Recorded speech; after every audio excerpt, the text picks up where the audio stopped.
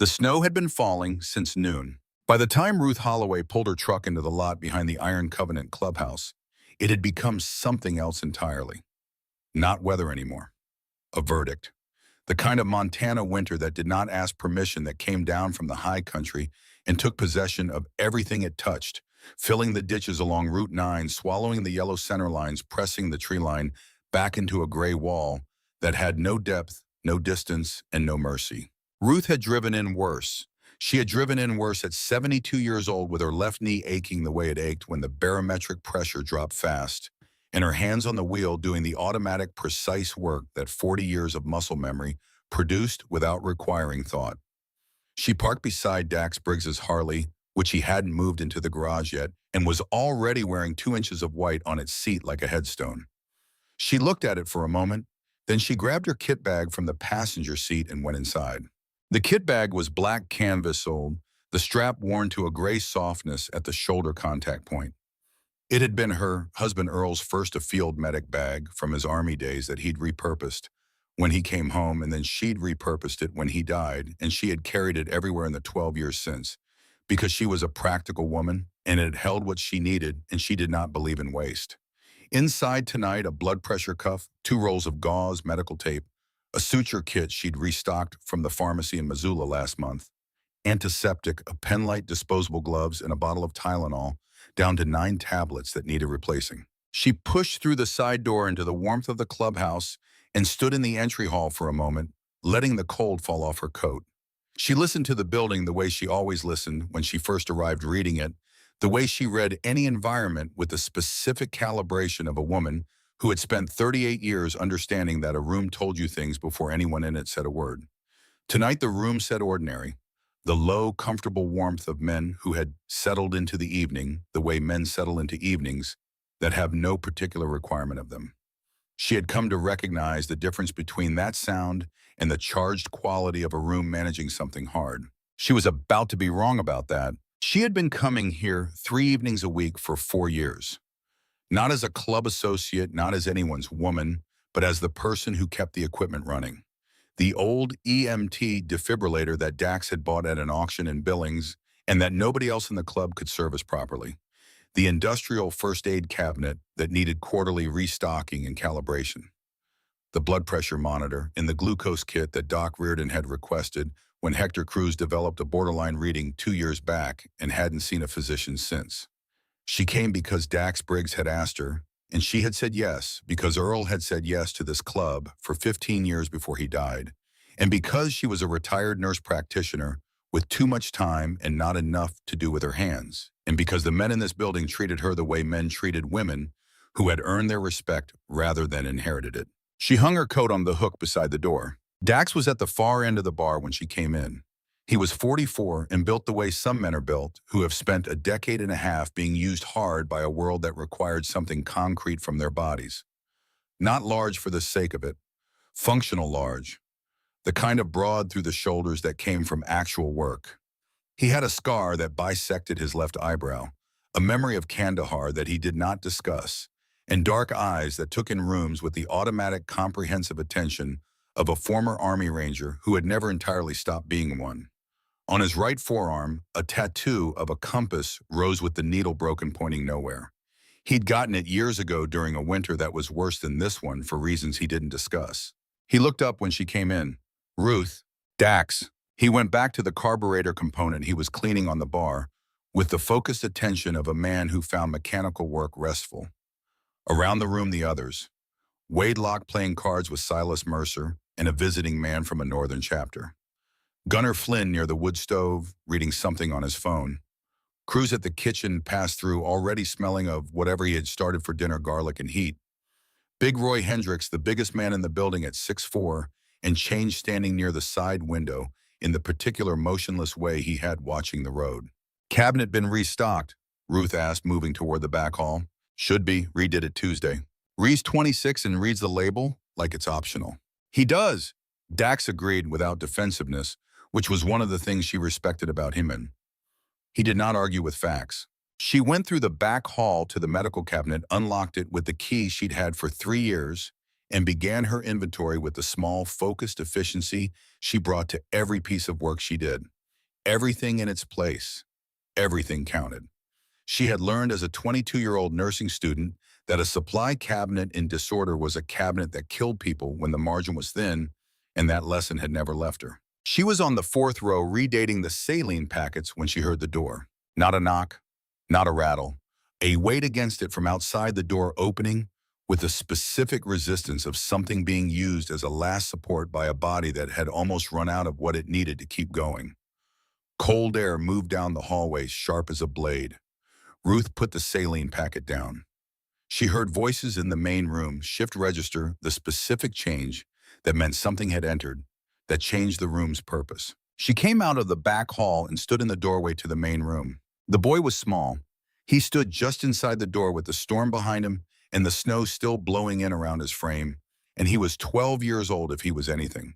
Though he looked younger, the cold having compressed his features into something older and more contained than 12 should look. He wore a navy jacket 2 sizes too large with a broken zipper, and beneath it a gray sweatshirt with letters gone to ghost marks from washing. His jeans were soaked to the knee. His shoes were canvas, the kind of shoe that had no right to exist in a Montana winter, and they left wet, dark prints on the wood floor. He was holding a child against his chest with both arms locked together at the back.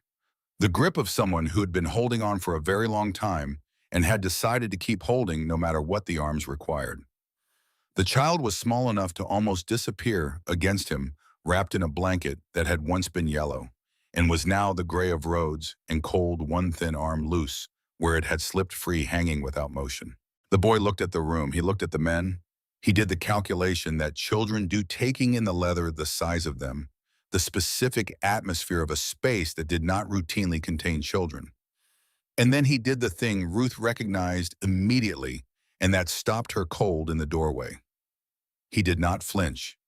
He had flinched before she could read that in him, had learned the physics of flinching and practiced his way past it, because flinching in the presence of dangerous men had taught him nothing useful.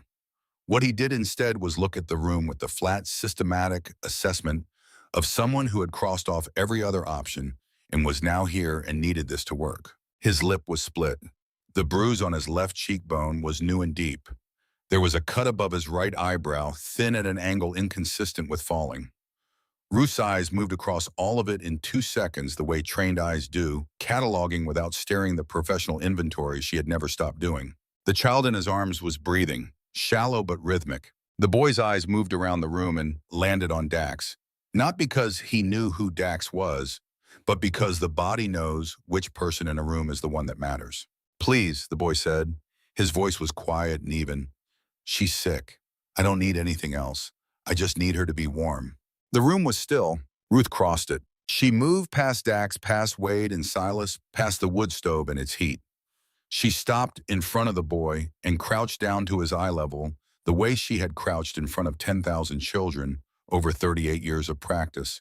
The automatic repositioning of a body that understood that height was power, and that power was the last thing a frightened child needed.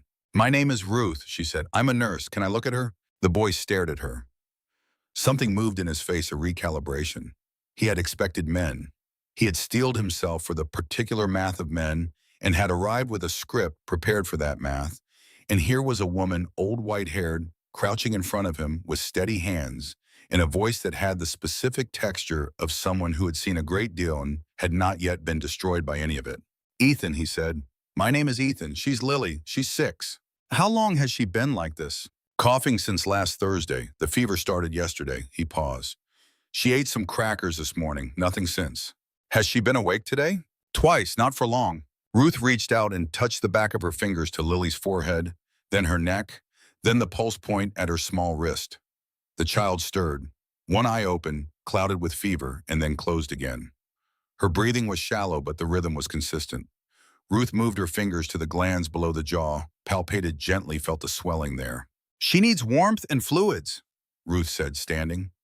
She looked at Dax. "I need the back room. I need hot broth if there is any, or someone needs to start some. I need an extra blanket and the space heater from the supply closet." Dax was already moving. He did not ask questions when Ruth gave medical instruction, because in 4 years she had never been wrong about anything medical, and he was a man who learned from data. He said one word, Cruz. Cruz appeared from the kitchen doorway, and Ruth said broth, now hot, and Cruz disappeared without comment. Wade was already moving down the hall for the extra blankets. Gunnar had the space heater out of the supply closet before Ruth had finished the sentence about where it was. That was the thing about this club. When something actually needed doing, they did it. No committee, no posturing, just the clean, efficient movement of people who had been in enough real situations to understand the difference between noise and action. Ruth turned back to Ethan. He was still standing in the middle of the room with his sister in his arms, the door closed now behind him, and he was looking at her with the expression of someone who had knocked on enough doors that had opened wrong that he was not yet prepared to believe this one had opened right. "Come in the back," she said. "Let's get her lying down." He followed her. She noticed he checked the exits as he moved through the room. She noticed he registered every person's position. She noticed his shoes scraped on the wood floor, and he did not look down at the sound of them. And she understood that he had been wearing wet shoes for a long time tonight and had stopped noticing. The back room had a cot and a folding table, and adequate heat once the space heater got going. Ruth arranged the coat, folded back the blanket, and nodded at Ethan. He set Lily down with the care of someone who had done this many times, the practiced gentleness of a child who had been his sister's primary handler for longer than 12-year-olds should have that role. Lily stirred when she left his arms, made a small sound, reached with one hand that found nothing, and then found Ethan's fingers, which he gave her, automatically curling his hand around hers and staying close while Ruth began her proper assessment. She worked efficiently and quietly. Temperature 102.8 elevated, but not critical. Throat red glands, swollen lungs clear on the right, some congestion in the lower left, suggesting early bronchial involvement. Not pneumonia yet, close enough to watch carefully. She checked Lily's eyes, her reflexes, her skin, color of the capillary refill. She checked her abdomen gently, and Lily winced at the upper left quadrant, which Ruth noted. She sat back and looked at the child, then she looked at Ethan. "She's going to be all right," Ruth said. "The fever needs to come down and she needs to stay hydrated. She needs to stay warm and still." Ethan's jaw did something, a brief compression, the specific muscular response of someone absorbing news they have been afraid to hope for. "What about you?" Ruth said. "I'm fine." She looked at his cheek. She looked at the cut above his eyebrow. She looked at his forearms, where the oversized jacket had shifted when he'd laid his sister down, and she saw the bruising there, the pattern of it, and she went very still inside in the specific way she had learned to go still when the thing she was looking at required full attention and no reaction. Old bruises layered under new ones, patterned, not from falling. "I'm fine," Ethan said again, flat, practiced. "I hear you," Ruth said. She did not press. Pressing in the first minutes taught a child to shut down rather than open up. "Cruz is making something hot. You should eat." She came back into the main room and found Dax at the bar.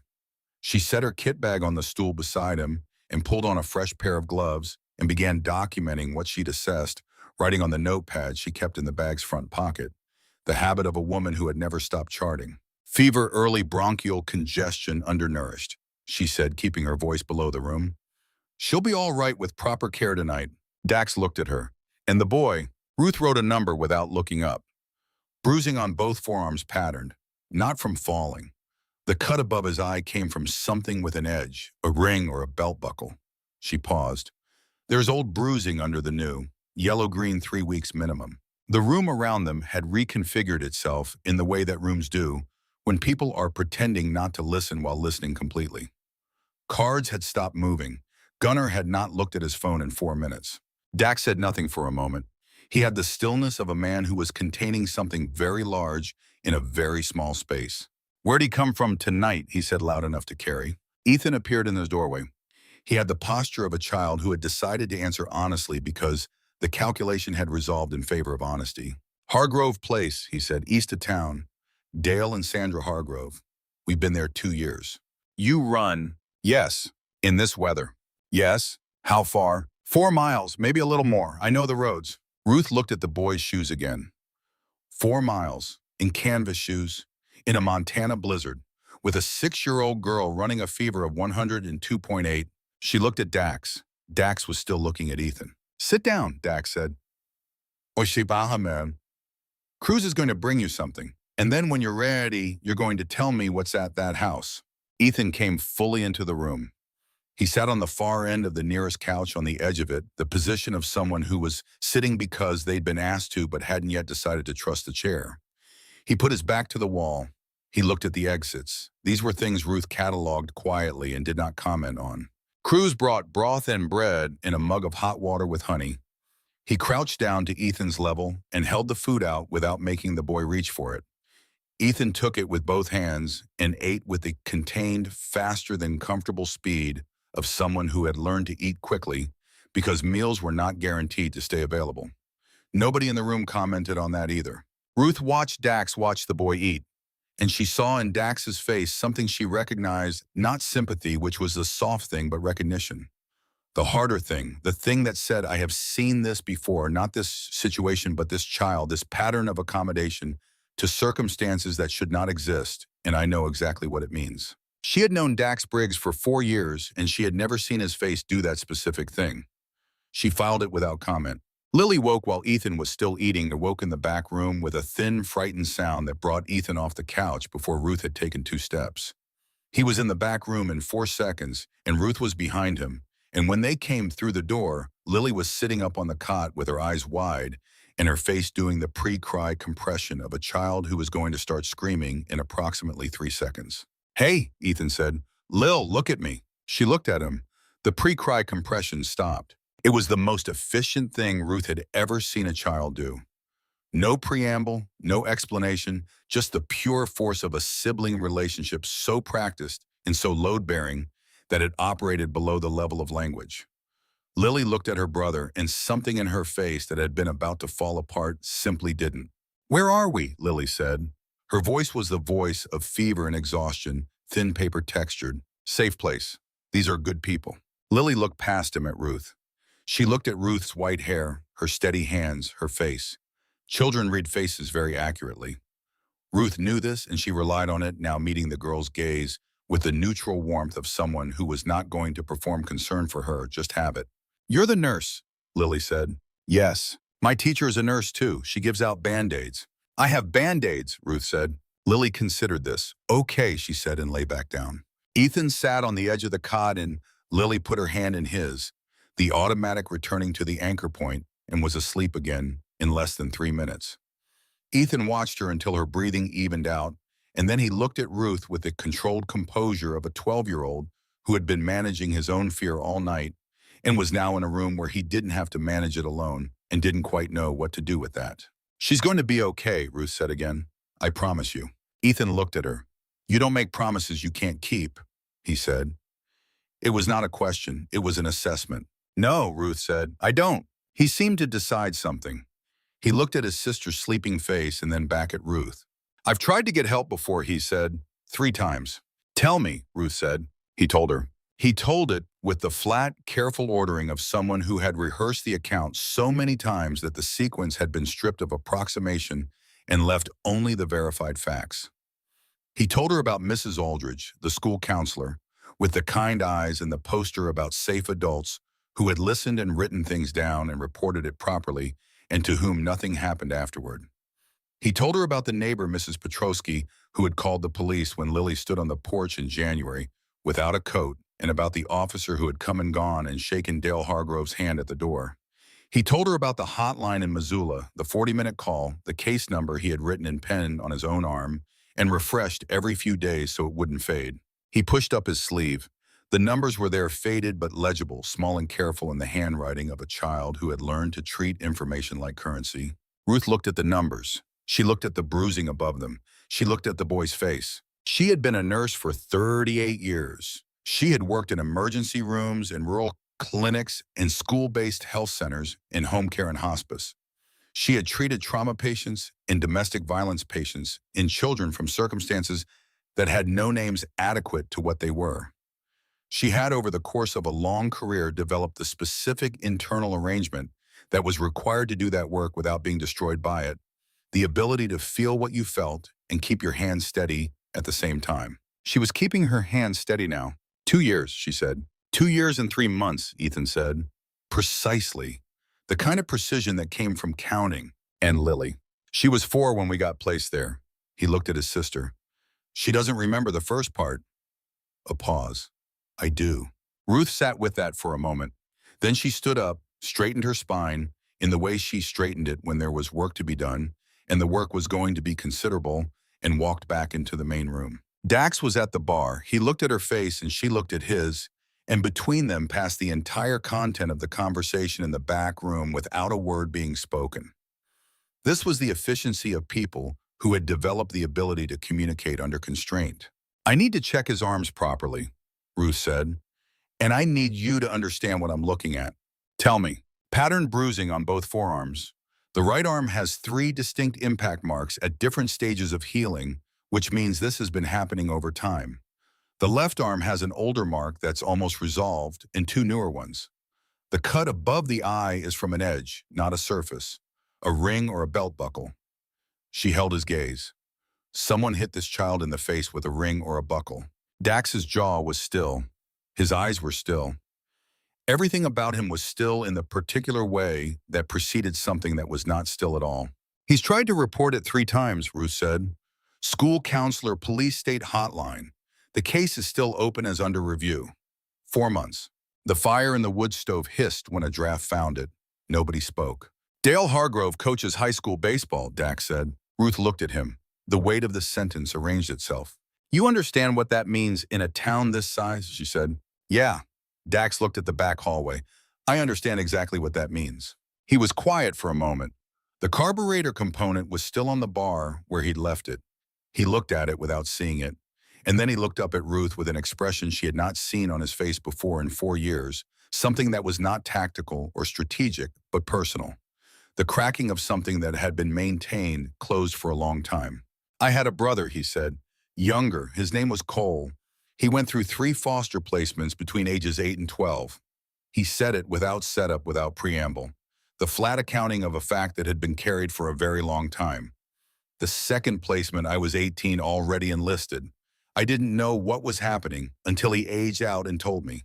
By then the family had moved out of state. He paused. By then there wasn't anything left to do with it. Ruth looked at him.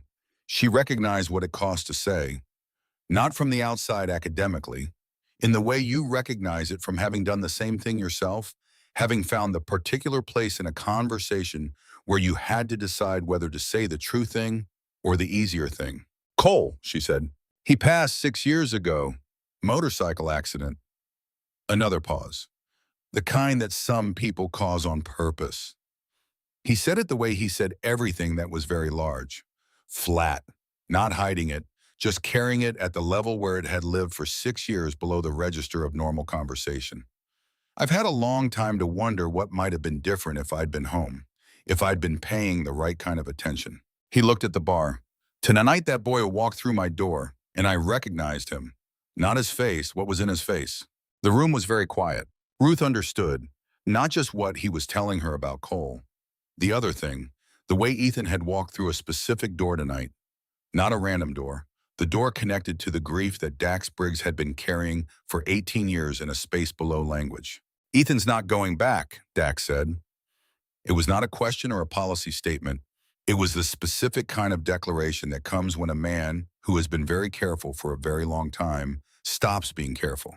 No, Ruth said, he's not. Outside, the storm pressed against the building in sustained gusts that made the walls creak.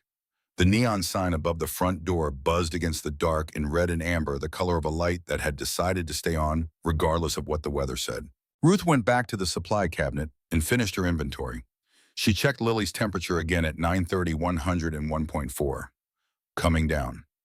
The broth crews had left on the small table in the back room had been mostly consumed, which meant Ethan had gotten most of it into Lily because Ethan had that quality, that specific substitution pattern of a child who had redirected his own needs toward his sister's for so long that it had become structural. She sat on the folding chair beside the cot.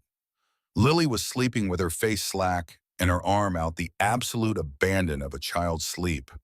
Ethan was on the far end of the cot, not sleeping, sitting with his knees up and his back against the wall and his eyes open, doing the internal accounting that never fully stopped.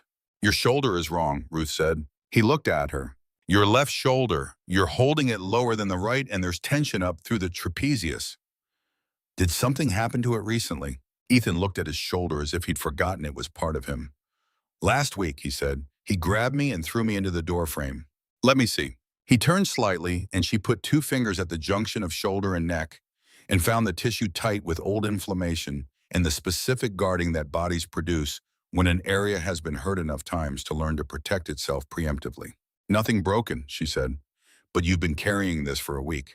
I've been carrying a lot for a week, Ethan said. Ruth looked at him. He met her eyes and then looked away, the faint embarrassment of someone who had said more than they meant to. She didn't pursue it. She opened her bag and got out the arnica gel and applied it to the shoulder with the efficient, impersonal touch of a clinician, and felt him breathe through the contact, the slow, controlled exhale of someone receiving care and not knowing whether to accept it. My husband, Earl, she said as she worked, not to distract him, just because it was true and she wanted to say it. He came home from the service and he worked on motorcycles for 20 years. This club, your leader's bikes, other men's bikes. She kept her hands moving. He was a quiet man. He said what he thought, and he didn't say more than that. But when someone needed something real, he was always the first to know it and the last to leave. Ethan was listening. He died 12 years ago, Ruth said. I still miss him every day. She recapped the arnica. I'm saying this because I want you to know that this building has people in it who have been paying attention to the right things for a long time. Your decision to come here tonight was a good decision. Ethan was quiet for a moment. He looked at his sister. He looked at the door. He looked back at Ruth. Every other decision I made got us nowhere, he said. This one is different. Why? Because the people here can't be told to look away. She picked up her kit bag. And because I'm here, and I have been practicing medicine for 38 years, and I have never in my life been told to look away. She said it without drama. It was a fact. He received it as a fact. When she came back into the main room, Dax was on the phone. She caught fragments. Garrett. Protective placement. Filing. She knew Garrett Voss. Earl had known him. He had been at Earl's funeral, a tall man with a briefcase and the expression of someone who took things seriously enough that seriousness had become his permanent orientation. A civil rights lawyer, child welfare cases. The kind of work that didn't make anyone wealthy but that Garrett had been doing for 15 years because he had decided in his mid-30s that the cases nobody wanted were the cases that mattered most. Ruth set her kit bag on the bar stool and opened the notepad to a new page. She wrote down what she knew. Ethan's injuries documented with clinical precision, the case number from his arm, the timeline he'd given her, Mrs. Aldridge, the police visit, the hotline, the 4 months of open review that had produced nothing. Reese came in from outside, shaking snow off his jacket.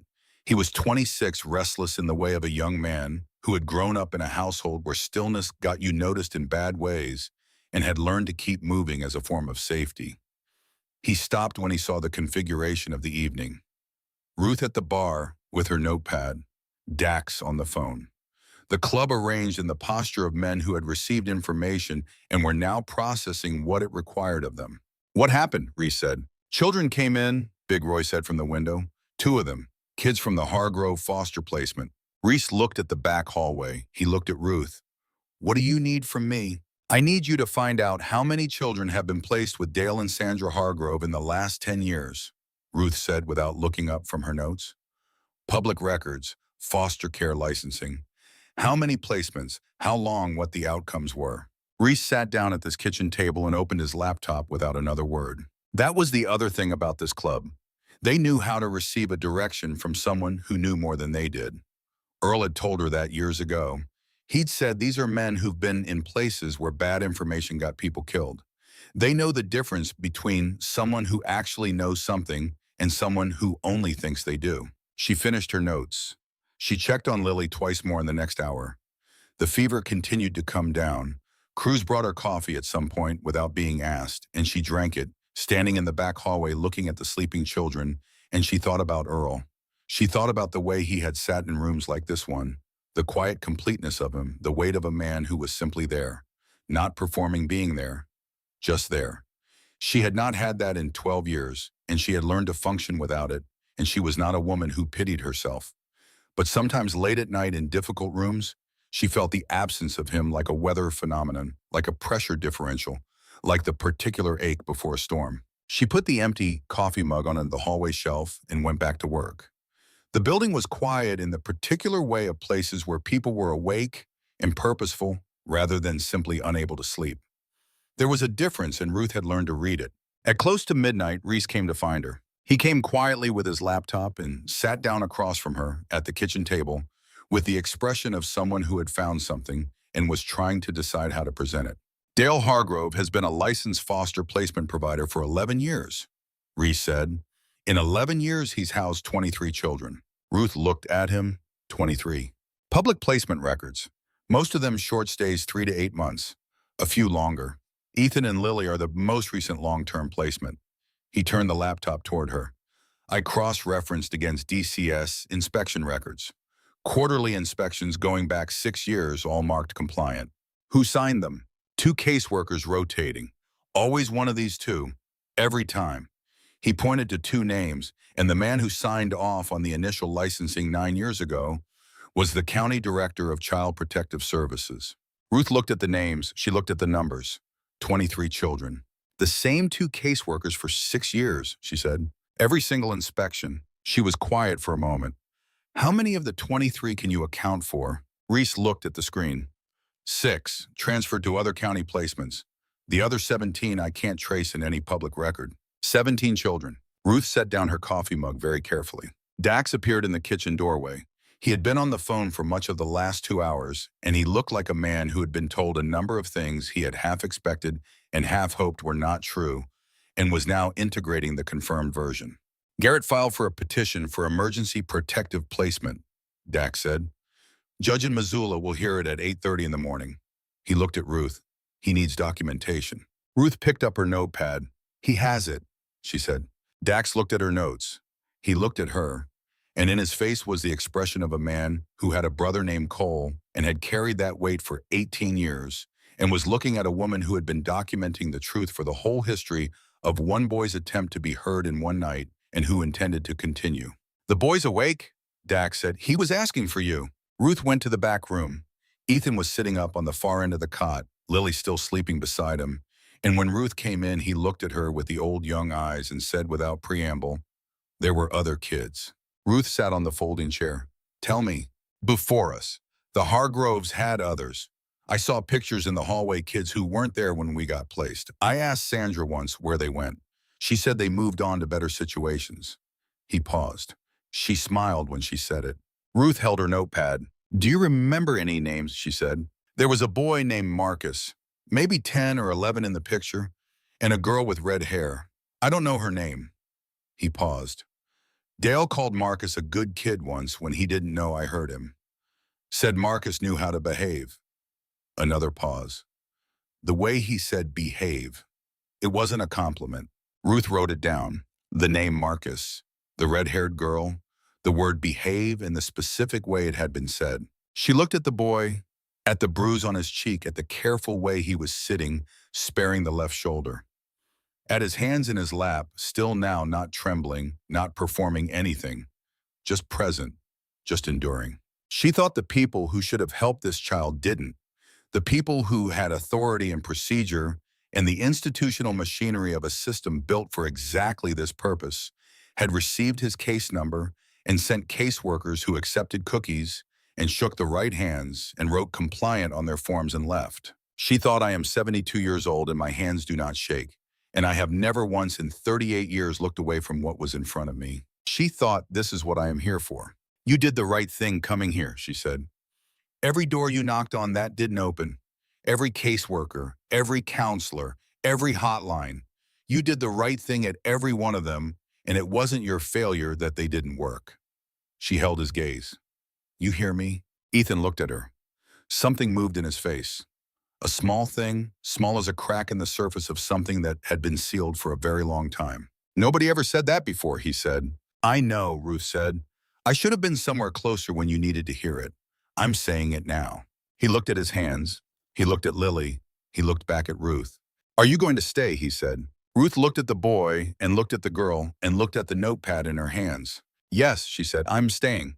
Dax gathered everyone who could get there by 7 the next morning. By 6:50, the main room had filled with the particular density of Iron Covenant. At full attendance, 14 men who had driven or ridden in from 3 different directions through the post-storm cold. Some had been called the night before. Some had simply heard through the compressed communication network of a motorcycle club and come without being asked. They stood or sat in the positions that suited them, and they were quiet in the specific way of men who had been told the shape of a situation and were waiting to be told what it required. Ruth stood at the bar with her notepad.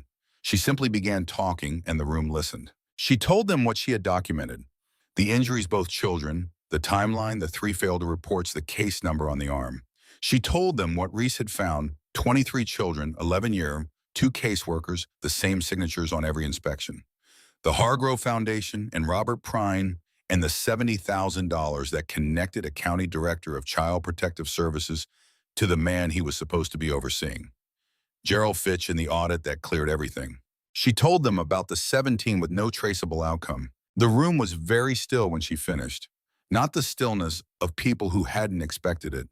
The stillness of people who had known at some level that the world contained exactly this kind of machinery and were hearing for the first time its specific local address. Wade Locke, who had 3 daughters of his own 20 miles east of town, said one sentence: "What do we need to do?"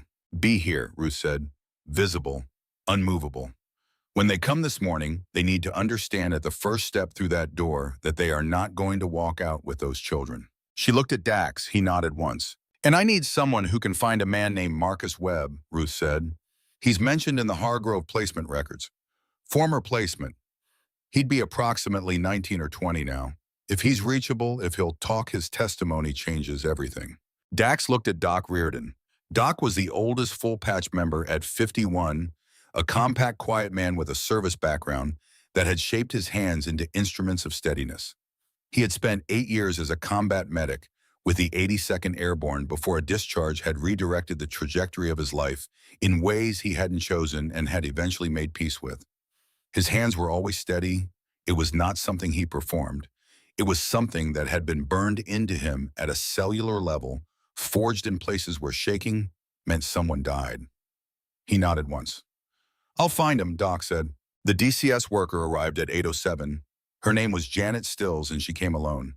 She was in her mid-30s with the careful, composed face of a person who had learned to perform neutrality in rooms where neutrality was the required uniform. She stopped inside the door and took in the room. 14 men in leather, an old woman with a notepad, 2 children on the far couch.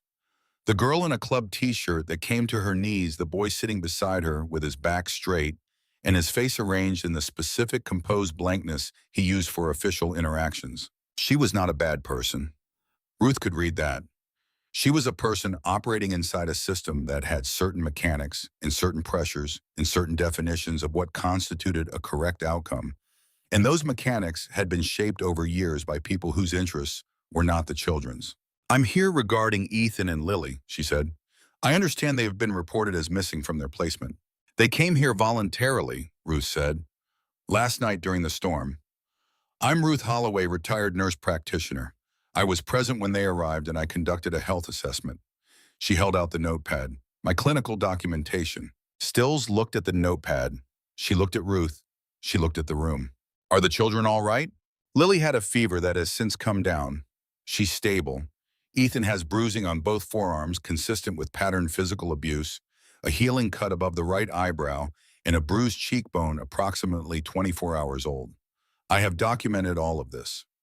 Ruth held the notepad steady. "A petition for emergency protective placement was filed with Judge Morley in Missoula this morning by attorney Garrett Voss." Stills looked at the notepad. She was processing the architecture of the situation: the lawyer, the judge, the documentation, the 14 men behind the old woman. "The Hargrove placement has been inspected quarterly," Stills said. "I know," Ruth said, "by 2 caseworkers who have rotated on those inspections for 6 years, both of whom report to your district director, Robert Prine. I also know about the Hargrove Foundation's disbursements to the organization that Prine oversees." Stills went still. A different kind of still than the professional neutrality she'd come in wearing. "I'm going to need to speak to the children," she said. "You can speak to them with me present," Ruth said. "Ethan is 12 years old and Lily is 6. Ethan has made 3 prior reports of abuse that have not resulted in action. I will be in the room. Stills looked at her. That's not standard procedure. No, Ruth agreed. It's not. Standard procedure is what produced the last 2 years.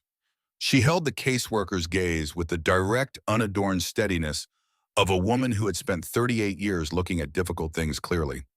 I'm not asking you. I'm telling you. There was a long moment. Then Stills said, all right. Ethan spoke with Stills for 15 minutes. He was precise and direct, and he did not embellish, and he did not minimize. Ruth sat in the corner chair and did not speak except once when Stills asked a leading question about whether Ethan was certain of the source of his injuries. And Ruth said the documentation reflects what the child experienced and what I observed, both of which are consistent. Lily woke in the middle of it, looked at Stills, looked at Ruth, and then looked at Ethan. Is she the one who's going to take us back? Lily said. Ruth spoke first. No one is taking you back today. That's what the lawyer is working on. Today you stay here. Lily looked at Ethan. Ethan gave her the small nod that meant trust this, and she received it and lay back down. Stills looked at Ruth after Lily had closed her eyes. And in Stills's face below the professional arrangement, something that was not entirely the system. Something that was a person inside the system receiving information that the system had failed to receive or had received and filed away and was now receiving again in a room with a nurse's documentation and a child who had just asked the question that way. She left at 9:15. She did not try to take the children. When she was gone, Dax looked at Ruth. She's going to report back to Prine, he said. Yes, which means Prine will know what we have before Garrett finishes filing. Probably. Ruth looked at the door. Good, she said. Dax looked at her with something approaching surprise. Pressure from above changes what middle-level people do, Ruth said. If Prine starts moving to protect himself, he makes mistakes. People in the middle always make mistakes when the people above them start moving. She picked up her coffee. I've seen it in hospital administrations twice. Works the same way. At 10:40, Reese came to find her. I found him, Reese said.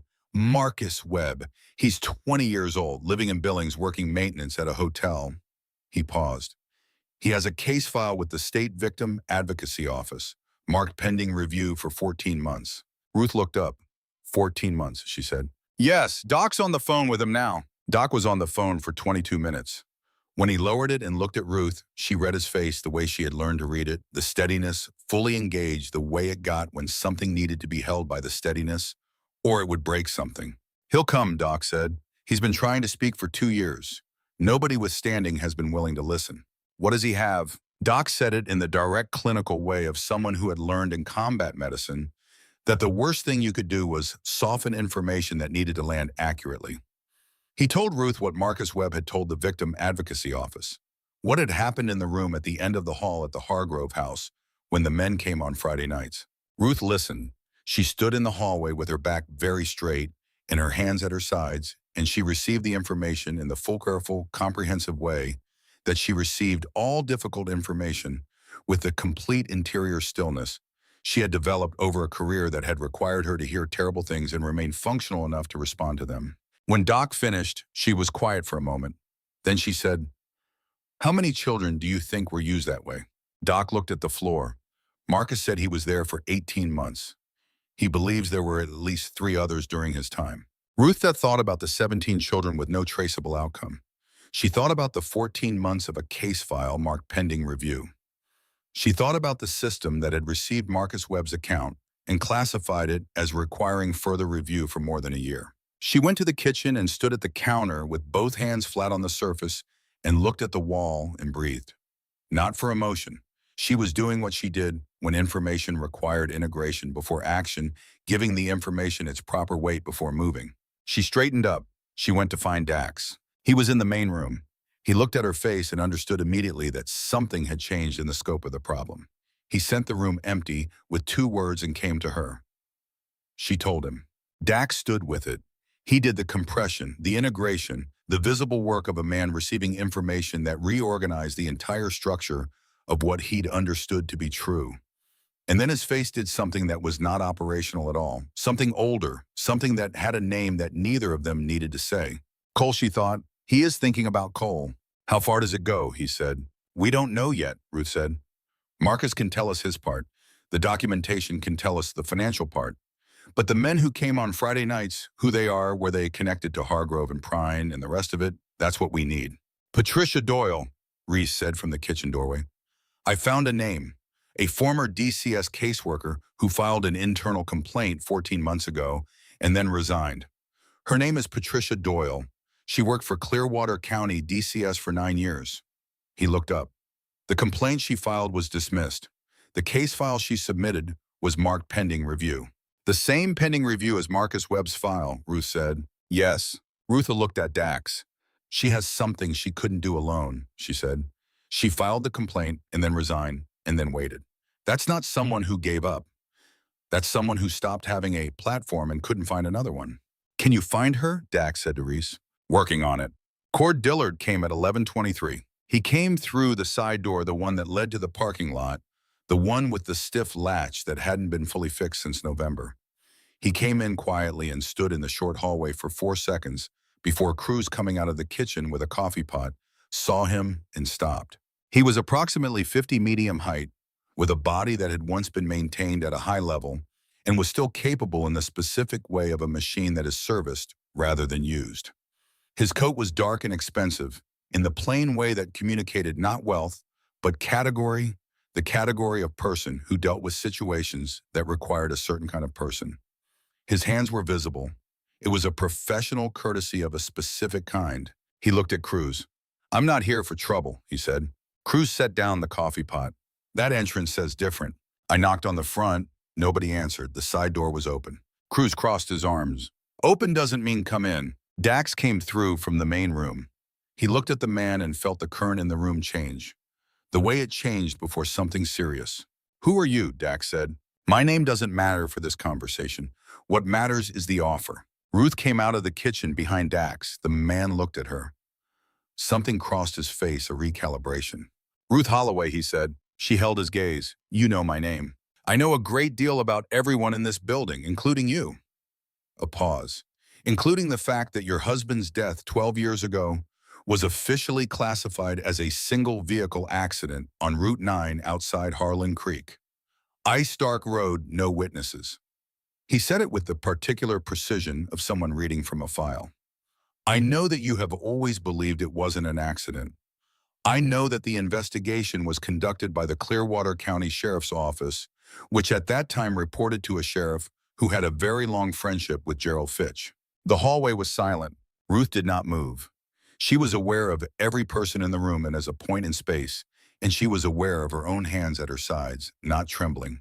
The 38 years of trained steadiness active in every capillary. Make your offer, Dax said. The man looked at him. The children are returned to DCS custody this morning, voluntarily. An internal review of the Hargrove placement is initiated immediately. Real review. The children are moved to a different placement within the week. My word that it will be appropriate. Your word, Dax said. My word and the word of people with the capacity to ensure it. And if we go to that courtroom, Dax said, then this becomes complicated for everyone. Your club's licensing, your members' records, the kind of attention that arrives when organizations with certain histories insert themselves into child welfare proceedings. A pause. There are people in this building with reasons to prefer that kind of attention not arrive. He did not say Ruth's name again. He didn't need to. What he had said about Earl was already in the room. Ruth looked at him. She had been looking at him since he came through the side door, doing the thing as she did with all difficult things, reading him fully. Not his threat, the man behind the threat. The particular quality of a person who had been managing situations through leverage for long enough that leverage had become the only vocabulary he had. She thought about Earl. She thought about the specific information this man had chosen to carry as a weapon. A threat requires something that exists. You can only threaten someone with something real. He had just confirmed there was something to find about Earl's death, and it was connected to this. Get out of my building, Dax said to Dillard. Dillard looked at him for a moment with the expression of someone recording a data point. Then he looked at Ruth. The look of a person who understood she had just received information she hadn't had before and was calculating what she would do with it. The offer stands until Garrett Voss files, he said. He nodded once and went back out through the side door. The latch clicked. Nobody in the room spoke for 3 seconds. Then Ruth said, He brought that information about Earl as a threat. She looked at the side door. But a threat requires something that exists. He just confirmed there is something to find. Dax looked at her. He made an error, she said. And we're going to find out what it is he didn't mean to tell me. She looked at Reese. Patricia Doyle, as fast as you can. Reese found the contact number 40 minutes later and brought it to Ruth on a piece of paper, set it on the table in front of her without a word. Ruth looked at the number. She looked at Dax. She picked up the phone and dialed. It rang twice. A woman answered. Careful guarded the voice of someone who had been waiting for a specific kind of call for a very long time and had trained herself not to hope too hard for it. Patricia Doyle, Ruth said. My name is Ruth Holloway. I was married to Earl Holloway for 23 years. I believe my husband was killed because he knew what you know. And I believe tonight is the night we both say what we know out loud. Silence on the line. Then Patricia Doyle said in the voice of someone who has been holding a breath for 14 months, I've been waiting for someone to call me. Patricia talked for 31 minutes on that first call. She talked in the measured, organized way of a woman who had been internally rehearsing the account for 14 months and had stripped it to its structural essentials. She told Ruth about the children she had case managed through Clearwater County, DCS during 9 years of service, and the specific patterns she had identified in year 5. She told Ruth about the internal complaint she had filed 14 months ago, attaching 2 years of her own documentation, the financial discrepancies, the placement irregularities, the correspondence she had accessed during her last months of employment using clearances she'd had and had not been asked to relinquish. She told her the complaint had been dismissed within 72 hours as unsubstantiated and that she had received a visit from Cord Dillard 48 hours after that. Ruth wrote everything, the dates, the names, the specific language of the complaint's dismissal, the nature of Dillard's visit. He told me my children's school was a nice school, Patricia said. He mentioned my daughter's teacher by name. That was all he said. He didn't make a direct threat. He didn't need to. No, Ruth said, he doesn't. I have copies of everything I submitted in the complaint. I kept them on a portable hard drive. I've been carrying it with me since the day I resigned. Ruth looked at Dax, who had come to stand beside her. He nodded. Can you get to Harlan Creek tonight? Ruth said. A pause. In the pause, the sound of wind at wherever Patricia was. Outdoor sounds. A woman standing somewhere outside in the cold. I've been sitting in my car since yesterday evening, Patricia said. I'm 40 minutes out. I didn't know whether to come. I was waiting to see if the building was still lit in the morning. Ruth thought about that. A woman sitting in her car in the dark outside a Montana town for hours waiting to see whether the people inside had the staying power to make it matter. The building is lit, Ruth said. Drive careful. The junction's still icy. She hung up and looked at Dax. She has correspondence, Ruth said, between Dillard and the principals. She said that word specifically. Not Hargrove, not Prine, principals. Above them. How far above? She didn't say on the phone. Ruth looked at her notepad. She'll say in person. Reese had also found what he was calling Sentinel, a private placement coordination service that had operated for 4 years out of 3 counties in Montana and Wyoming, brokering between foster families and county DCS offices. It had been voluntarily dissolved after a state inquiry in Wyoming. The inquiry had been led by a state assistant attorney general named David Marsh. Marsh is currently a federal district court judge in Billings. Reese said, his voice carrying the specific flatness of someone reporting information that has reorganized their understanding of something. He would hear any federal case arising from county DCS misconduct in this district. The kitchen was very quiet. Ruth looked at the web on her notepad, the new line being added to it, going upward, now past the county level, past the state levels, toward a bench that was supposed to be the place where all of this eventually got corrected. Someone had built this over years, deliberately using every gap in the system, every point where accountability was minimal and records were opaque, building it to move children through those gaps with documentation and county overrides and dissolved foundations and pending reviews. And somewhere in that architecture, 12 years ago, Earl Holloway had looked at the right things and asked the wrong questions, and had not come home from Route 9. Dax came and sat across from Ruth at the kitchen table. He had the expression she had been watching develop over the last 12 hours, the one that was not tactical and not strategic, but something older and more personal that had been sitting below the surface of him for 18 years. When Cole told me what had happened in that second placement, I was 26, he said. I had enough money to hire a lawyer and enough rage to fill a courtroom, and not one thing I could do with any of it because the statute of limitations had run and the family had moved to Arizona, and Cole didn't want to go through proceedings. He looked at the table.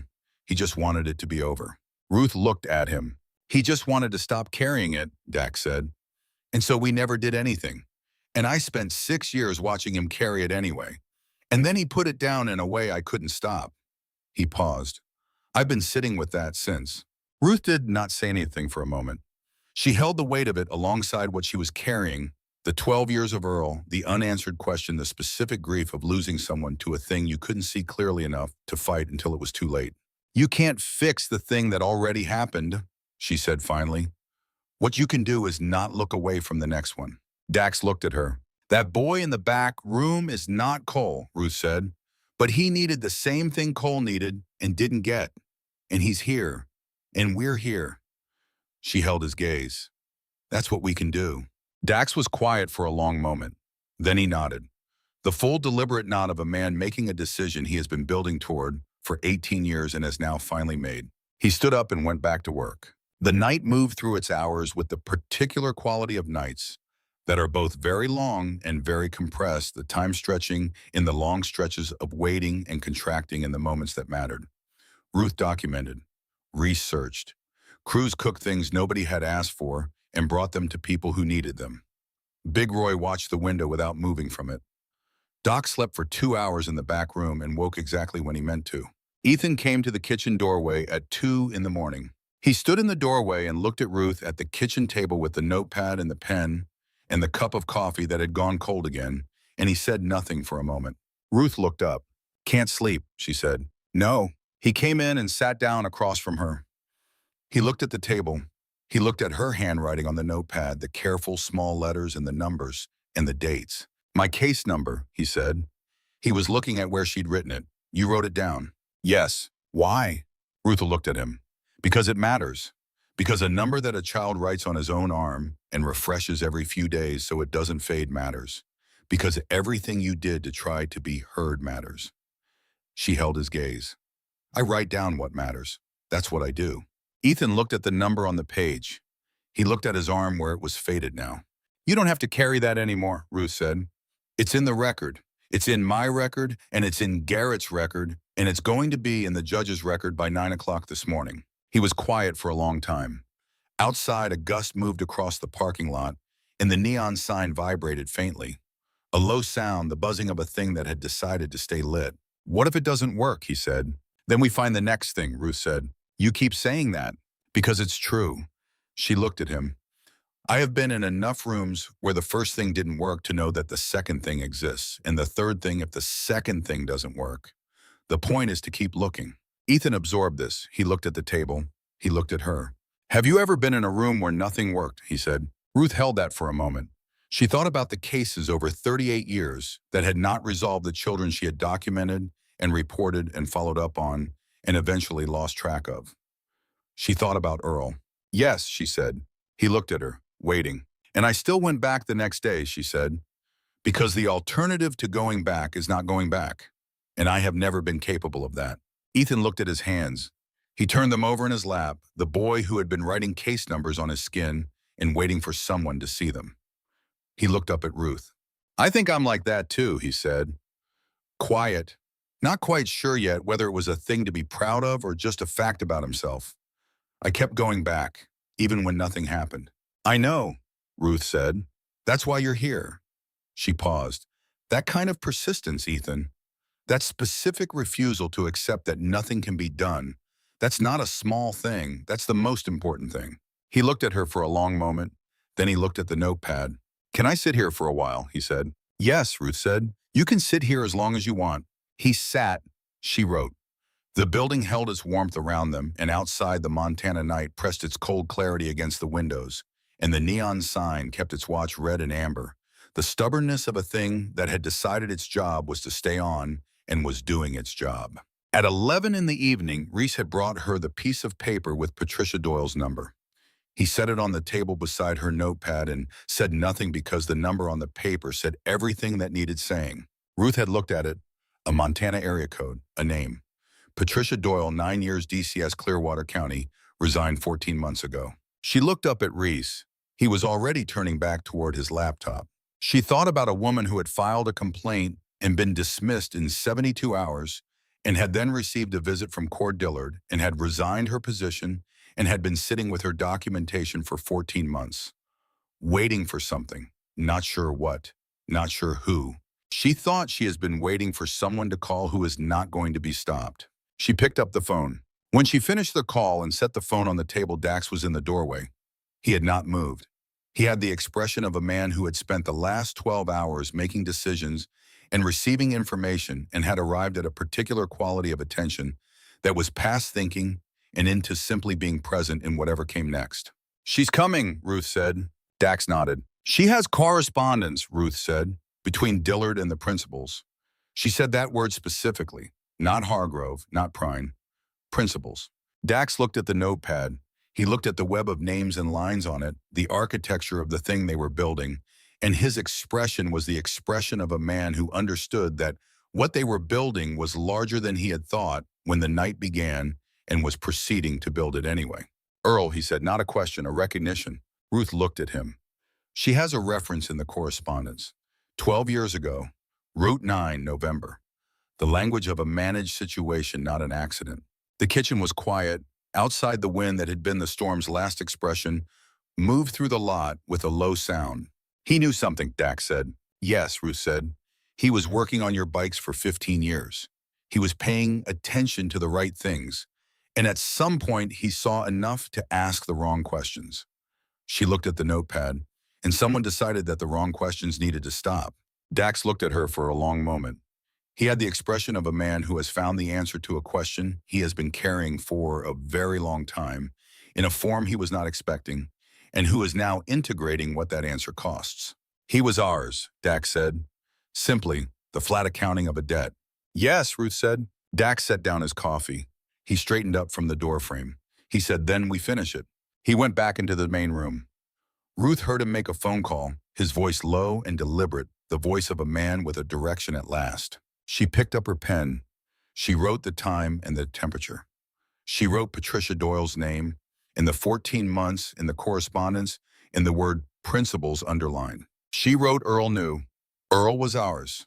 We finish it. She capped the pen. She looked at the window where the pre-dawn dark was just beginning its first tentative, lightening the sky going from absolute black to the deep bruised purple of the hour before dawn.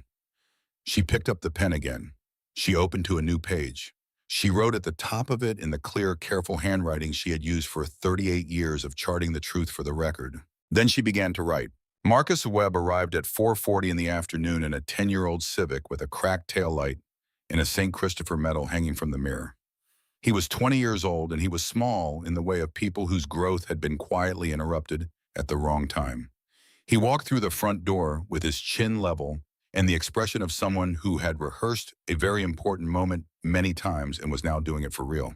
He stopped when he saw Ethan. The two of them looked at each other across the main room, and something passed between them that had no name in the available vocabulary. Not recognition. They had never met.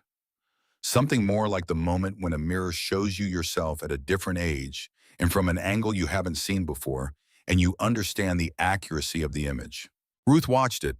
She watched Ethan's jaw tighten. She watched Marcus look at the bruise on the boy's cheek and look away, the specific look away of someone for whom bruises carry particular information. Neither of them spoke.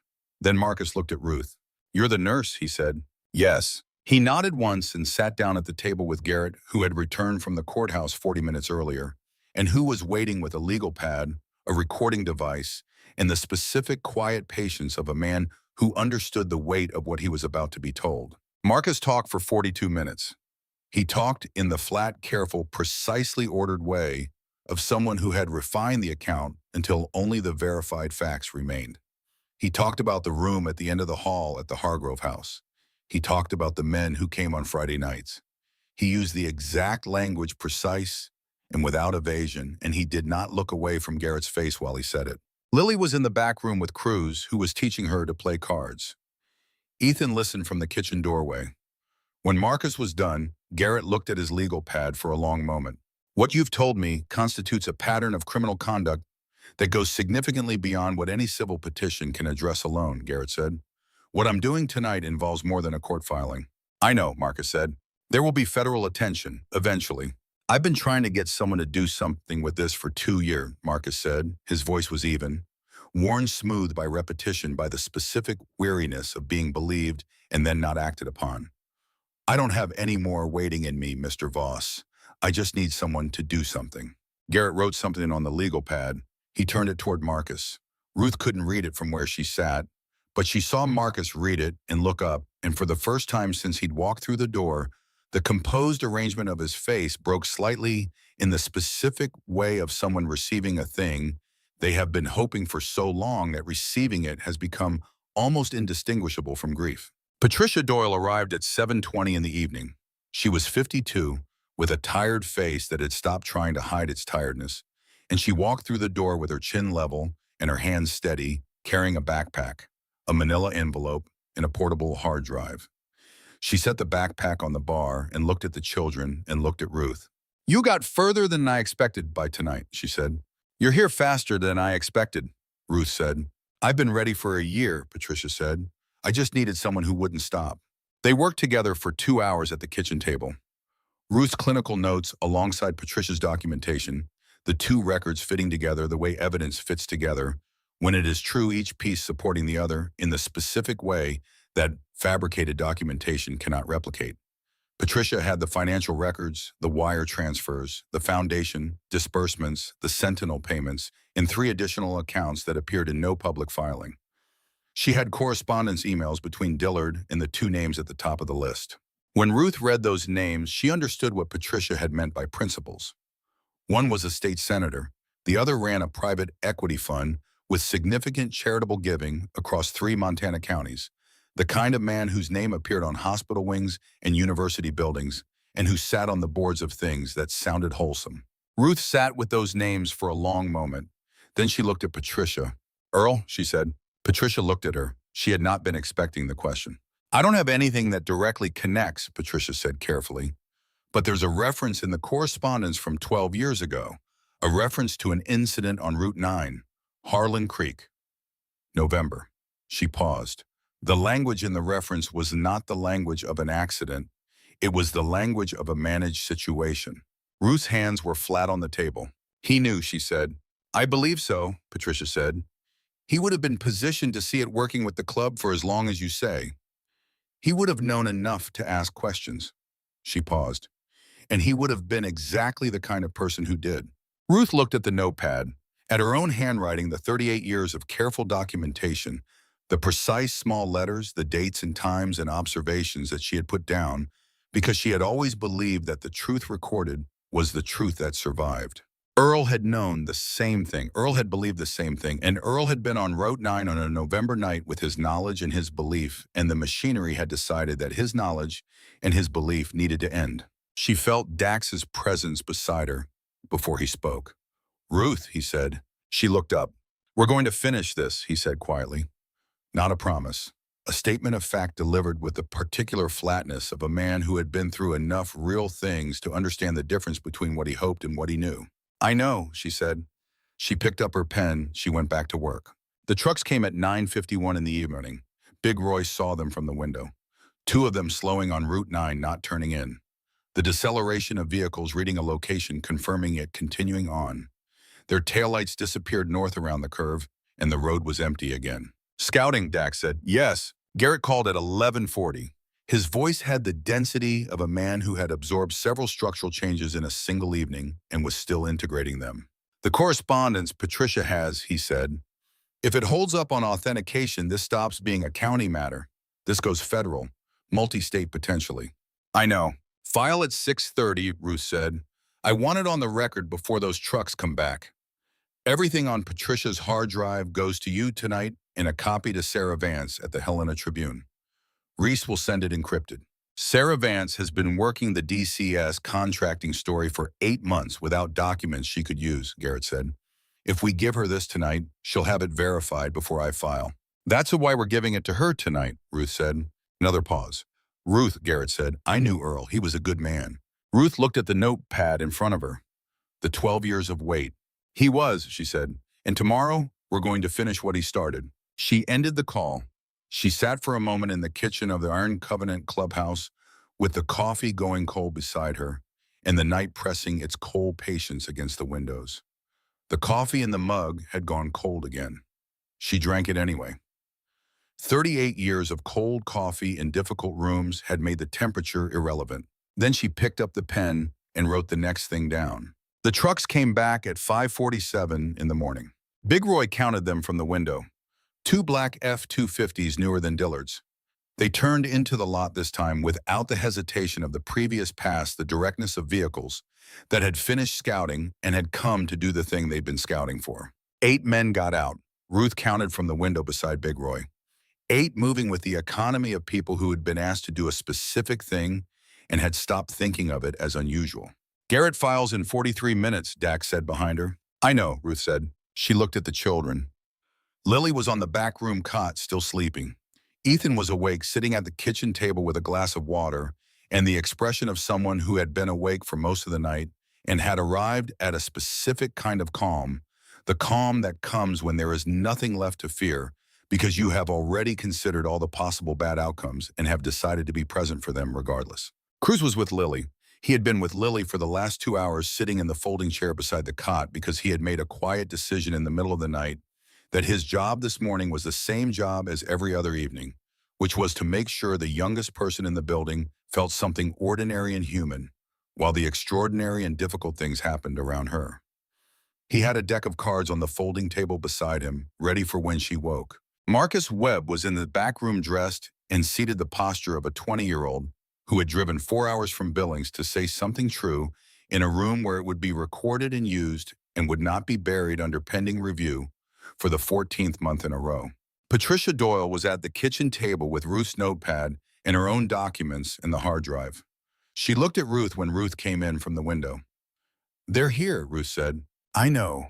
Patricia's voice was steady, not brave steady, just steady, the steadiness of a woman who had been afraid for 14 months and had crossed something in the night, some internal threshold beyond which the fear was still present, but had stopped being the loudest thing.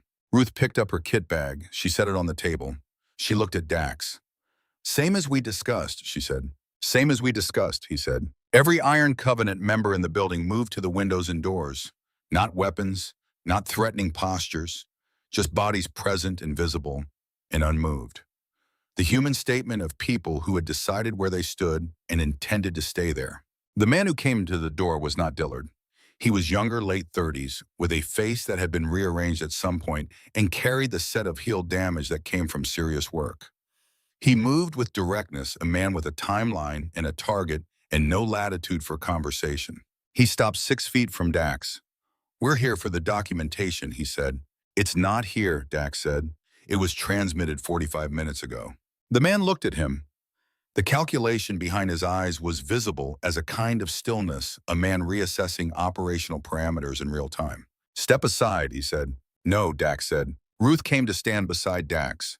She looked at the man in the doorway, and she held her notepad against her side, and she looked at him the way she looked at things that required clear seeing completely and without flinching. Whatever you were sent here to prevent, she said, you are already too late for. There is a court filing being received in Missoula right now. There is a story being published in the Helena Tribune right now. She paused. And the documentation on that hard drive includes correspondence connecting the people who sent you to 11 years of the specific criminal conduct I do not need to describe to you because you already know what it is. She held his gaze. You have a choice. You can do what you were sent here to do, or you can walk back to those trucks and make a phone call and tell the person on the other end that the window is closed. The man looked at her. He looked at the room behind her, the weight and presence of it, the 14 people who had decided where they stood. He looked at the old woman with the notepad and the steady hands and the 38 years in her face. He was doing the arithmetic. Ruth waited. The first man moved.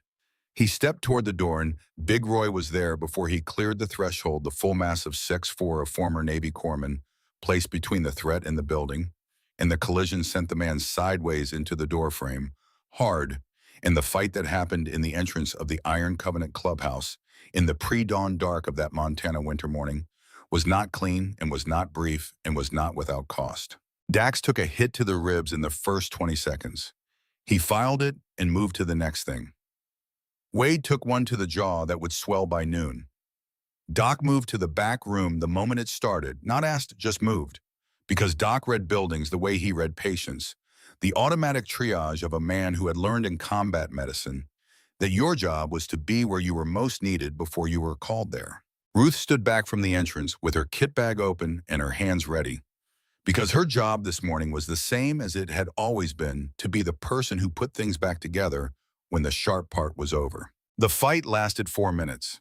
It lasted 4 minutes because at 4 minutes and approximately 15 seconds, the Harlan Creek Sheriff's Department arrived. 2 patrol cars lights going the older deputy from 2 nights before, and his partner coming out of their vehicles with the wide, careful posture of men arriving at a scene that was worse than the dispatch had described. They had been parked a quarter-mile north on Route 9 for the previous hour. The older deputy had driven that stretch twice the night before his shift ended and had come back to drive it again before his shift began. He had not told dispatch about either pass. He had simply made a decision alone and had acted on it, the specific kind of decision that people make when they have sat with something long enough that the sitting becomes untenable. The men from the truck stopped. The older deputy looked at the lot. He looked at Dax with blood on his knuckles and Big Roy with the gash above his eyebrow that Doc would close later with butterfly strips. He looked at Ruth in the doorway with her kit bag. "Called it in," the deputy said. "Suspicious vehicles on Route 9. He looked at Dax. "Seemed worth watching." Dax looked at him. "Appreciate it," he said. The men from the trucks were detained. They gave names that were real and connected to nothing that would hold them for long. But they were detained, and in 38 minutes that window would close in a way that made their release irrelevant. Garrett's text arrived at 6:31. Morley's clerk confirmed receipt. Judge reviewing now. 2 minutes later, Reese turned his laptop toward Ruth. The Helena Tribune website. Sarah Vance's byline. The headline was visible from across the room. Ruth read the first paragraph. She read the 2 names. She set the laptop back in front of Reese. She picked up her coffee. It was hot. Cruz had made it fresh 5 minutes ago because Cruz made coffee for people who were working reflexively the way his grandmother had, and Ruth had come to understand over the past 12 hours that Cruz's cooking and coffee making were not incidental to what he contributed to this building, but were in fact the most essential part of it. The thing that said to people who were frightened and exhausted and had been through the worst, "You are in a place where someone will bring you something warm." Lily woke at 7:15. She woke and heard the morning sounds of the building voices, the sound of boots on the floor, the ambient warmth of a lot of people in a space that had decided to be inhabited. She lay on the cot for a moment processing, and then she looked at Marcus Webb, who was sitting in the chair across the room. "Are you one of the people they hurt?" Lily said. Not cruel, direct. The specific directness of a 6-year-old who had been surrounded by adults managing information for 2 years and had developed an accurate internal alarm for when she was not being told the truth. Marcus looked at her. He said yes. Lily considered this. She looked at the ceiling. She looked back at him. "Are you okay now?" Marcus held her gaze. Ruth, who had come to the doorway and was watching, saw him make the specific decision she had seen him make. When he sat across from Garrett, the decision to say the true thing rather than the comfortable thing. "Getting there," he said. Lily nodded, the grave, considered nod of a 6-year-old who has performed a genuine assessment. "Okay," she said. "Do you want to play cards?" Marcus looked at the deck on the folding table. He looked at Lily, and something in his face cracked open in the way that young men's faces crack open when they receive something they did not know they needed. "Yeah," he said, "I want to play cards." The hearing was 3 weeks later. Ruth drove to the courthouse in Harlan Creek in her truck with her kit bag on the passenger seat because that was where the kit bag always rode, and she saw no reason to change the habit on a morning when habits were a form of ballast. She parked in the courthouse lot. The morning was clear, the sky the deep, clean blue of a Montana February that had given up on storms and settled into the honest cold that followed. The courtroom was full. She had expected the legal presence, the reporters, the lawyers positioning for the larger cases to come. She had not fully anticipated the community members, people who had driven in from 2 counties, who had read the Tribune story and the follow-up stories and the wire service pieces that had carried it outward, and who had come because they understood that what had been happening in their county for 11 years was not a county matter, but their matter. And this was the morning it was going to be put on the record in a room they could occupy. 6 steel folding chairs had been added along the back wall for overflow. The chairs behind the petitioner's table were taken by Iron Covenant members, 14 of them in their cuts, in their boots on the courthouse floor, with their hands quiet in their laps, and the particular stillness of men who had decided that their presence in this room was the most important statement they could make, and who were making it without moving. Ruth sat in the front row of the gallery. She had Patricia Doyle on her right and Doc Reardon on her left, and Reese one seat over with a legal pad of his own, because Reese had decided 3 days ago that he was applying to law school and had been carrying a legal pad everywhere since taking notes on everything. Garrett was at the petitioner's table with Ethan beside him. Ethan had asked to be there, not to testify, not that day, but to be present and visible in the room where the case that had consumed 2 years and 3 months of his life was being decided. Ruth had supported the request without hesitation. Ethan had earned the right to be in every room that concerned him. He sat with his back straight and his hands on the table and his chin level. He looked older than he had 3 weeks ago. Not aged, but more present. More of himself taking up more of the space he occupied. Ruth watched him and thought, that is what happens when someone stops spending energy on survival. The energy goes somewhere else. It goes into being a person. She had watched it happen incrementally over the 3 weeks since the emergency placement order. The small daily changes that were not dramatic and would not make any summary version of any story, but that were to a clinical eye significant. The eating pace had slowed. He had started leaving food on his plate sometimes, which is a thing that children who have been fed reliably enough to believe the meal will be there tomorrow can afford to do. He had stopped checking the exits every time he entered a room. Not stopped entirely, the reflex was still there in reduced form, but the frequency had dropped and the urgency had gone out of it. He had argued with Cruz once over something small and inconsequential, and had not afterwards spent 2 hours monitoring whether the argument had produced consequences. He had simply argued and then moved on, which was what happened when you argued with people who were safe to argue with. These were not the markers of healing exactly. They were the markers of a changed environment, which was not the same thing. Healing took time, and the time had barely started. But the environment had changed, and the evidence of that was visible in the posture of a boy sitting at a petitioner's table with his hands flat on the wood, and something in him occupying the chair with a completeness that had not been there 3 weeks ago. Garrett stood at the petitioner's table and presented the documentation and testimony in the methodical, relentless way that lawyers build structures, one verified fact on top of another, the architecture rising the shape of it, becoming undeniable with each additional piece. He presented Marcus Webb's testimony, which Marcus delivered in person from the witness stand, in the flat, precise, unbreakable way he had delivered it in the clubhouse 3 weeks before. He presented Patricia Doyle's documentation, which she walked through with the focused clarity of a woman who had been waiting 14 months to say it in a room where it would be written into a record. He presented the financial documentation, the correspondence, the Sentinel history, the Wyoming connection, the timeline of overrides and inspections, and dissolved foundations and pending reviews. The county attorney's office made 2 objections in the first hour. Both were overruled. After the second overruling, they stopped making objections. Then Ruth's name was called. She had prepared her documentation and had expected that documentation to speak. But Garrett had called her the evening before and said quietly that there was one thing he wanted to put before the judge, and that it required her to say it in her own words. She walked to the witness stand. She sat. She put her notepad on the railing in front of her. Garrett asked her about Earl. She told the court about her husband. She told them about the 15 years he had spent working on motorcycles for the men of Iron Covenant, and about the specific kind of attention he had paid to the things he saw, and about the way quiet men who paid that kind of attention sometimes arrived at knowledge they hadn't gone looking for.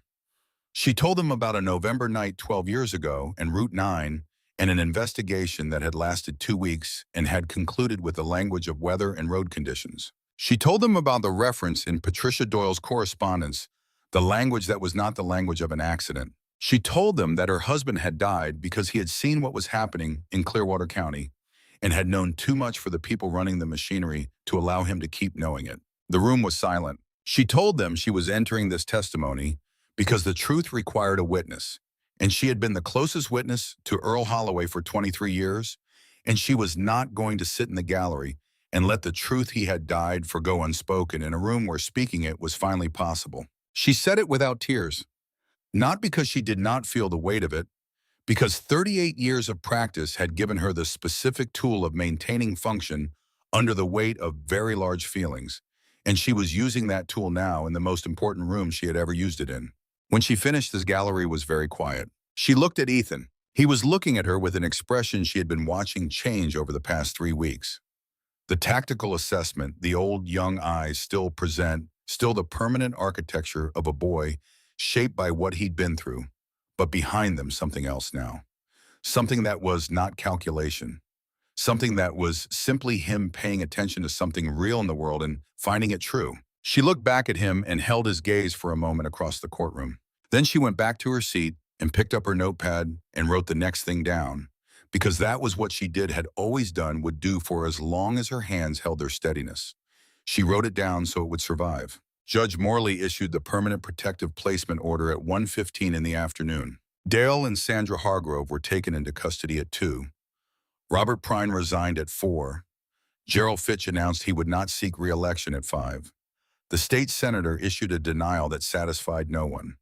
The private equity fund said nothing publicly for 6 days and then went silent in the specific way that precedes the appearance of federal counsel. Cord Dillard's phones went dead, all of them simultaneously. Ruth heard about each of these developments in sequence sitting at the bar of the Iron Covenant Clubhouse, with a cup of coffee that kept being refilled by Cruz, who had decided that today was not a day when anyone at this bar should have an empty mug. At some point, Lily climbed onto the stool beside her and looked at her face. "You cried," Lily said. Ruth looked at her. "Did I?" "In the car, Dax saw. He told me your eyes were red." Ruth considered this. "It was a hard day," she said. "Hard days can make eyes red." Lily considered this with the philosophical seriousness she brought to most questions. "My mom used to say that crying is just feelings that got too big for insight," she said. Ruth looked at the small girl on the stool beside her.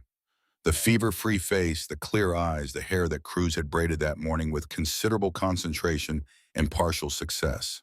"Your mom was right," Ruth said. Lily nodded, satisfied. She looked at the bar. "Cruz said there's pie." "There's pie," Ruth confirmed. "Do you want some?" Ruth looked at the window where the late winter light came in clean and clear. The sky the particular blue that Montana offered after the long cold as a kind of apology. She looked at the room at Dax at the end of the bar, and Doc in the corner, and Big Roy by the window, and Reese at the kitchen table with his law school applications. She looked at Ethan, who was sitting across from Marcus Webb, the two of them talking in the quiet, direct way of people who have found in each other the specific understanding that only comes from shared experience. Marcus was laughing at something, a real laugh, the startled kind that meant he hadn't known it was coming. Ethan was looking at him with an expression that Ruth had not seen on his face before. Simply young. 12 years old and simply young. No calculations in it, no weather reading. Just a boy finding something genuinely funny and watching someone else find it funny too.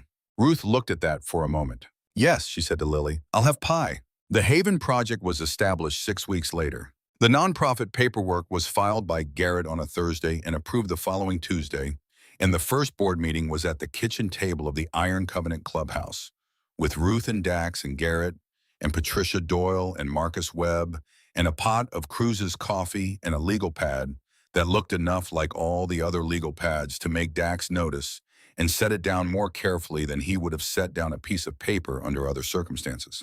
The stated mission was direct emergency support. Legal advocacy and community resources for children and families failed by institutional channels in connection to people willing to act when systems would not. Ruth ran the medical intake. This was not a ceremonial role. It was the same work she had done for 38 years, the careful assessment, the documentation, the steady hands, the plain truth delivered in the clinical voice that had always said, "I am looking at this completely, and I am not going to look away." Patricia Doyle built the documentation systems, the records that would survive the paper trails that could not be managed or dissolved or buried under pending review. She had a particular skill for it, honed by 9 years of working inside a system that had perfected the art of making documentation disappear, and she brought that skill now to the work of making documentation permanent. Marcus Webb became in time the person who answered the phones at 2 in the morning. Not officially, not on any org chart. He simply answered them because he remembered what it had meant to call a number and find a wall, and he had decided that the specific thing he could offer was the experience of calling a number and finding a person. Reese ran the research and documentation support. He was methodical and relentless, and he had the specific gift of someone who had spent his entire life understanding that the official version of events was rarely the complete version, and who had therefore developed the patience to keep looking after everyone else had stopped. He applied to law school that spring. He was accepted. He deferred a year because the work needed him, and he knew it. Big Roy answered the intake phones during the day. He answered them with the same voice every time, unhurried, steady, containing everything that voice had learned to contain over 14 years of Navy service. People who called in the worst hours of their worst days heard that voice and understood that the other end of the line was held by someone who was not going to be moved. Ethan and Lily stayed. The emergency placement certification had been granted, and Big Roy Hendricks was listed as primary and Dax as secondary, and the paperwork said what it said in its careful legal language, but the reality was simpler. The children had a place. The place had been earned by a boy who had walked 4 miles in canvas shoes through a Montana blizzard carrying his sister, who had knocked on a door that was still lit and who had found on the other side of it exactly what he had been told was not there. People who would not be moved. In June, 8 months after the hearing, the federal investigation produced its first indictments. The state senator's name appeared in the document. The other name appeared in a sealed attachment.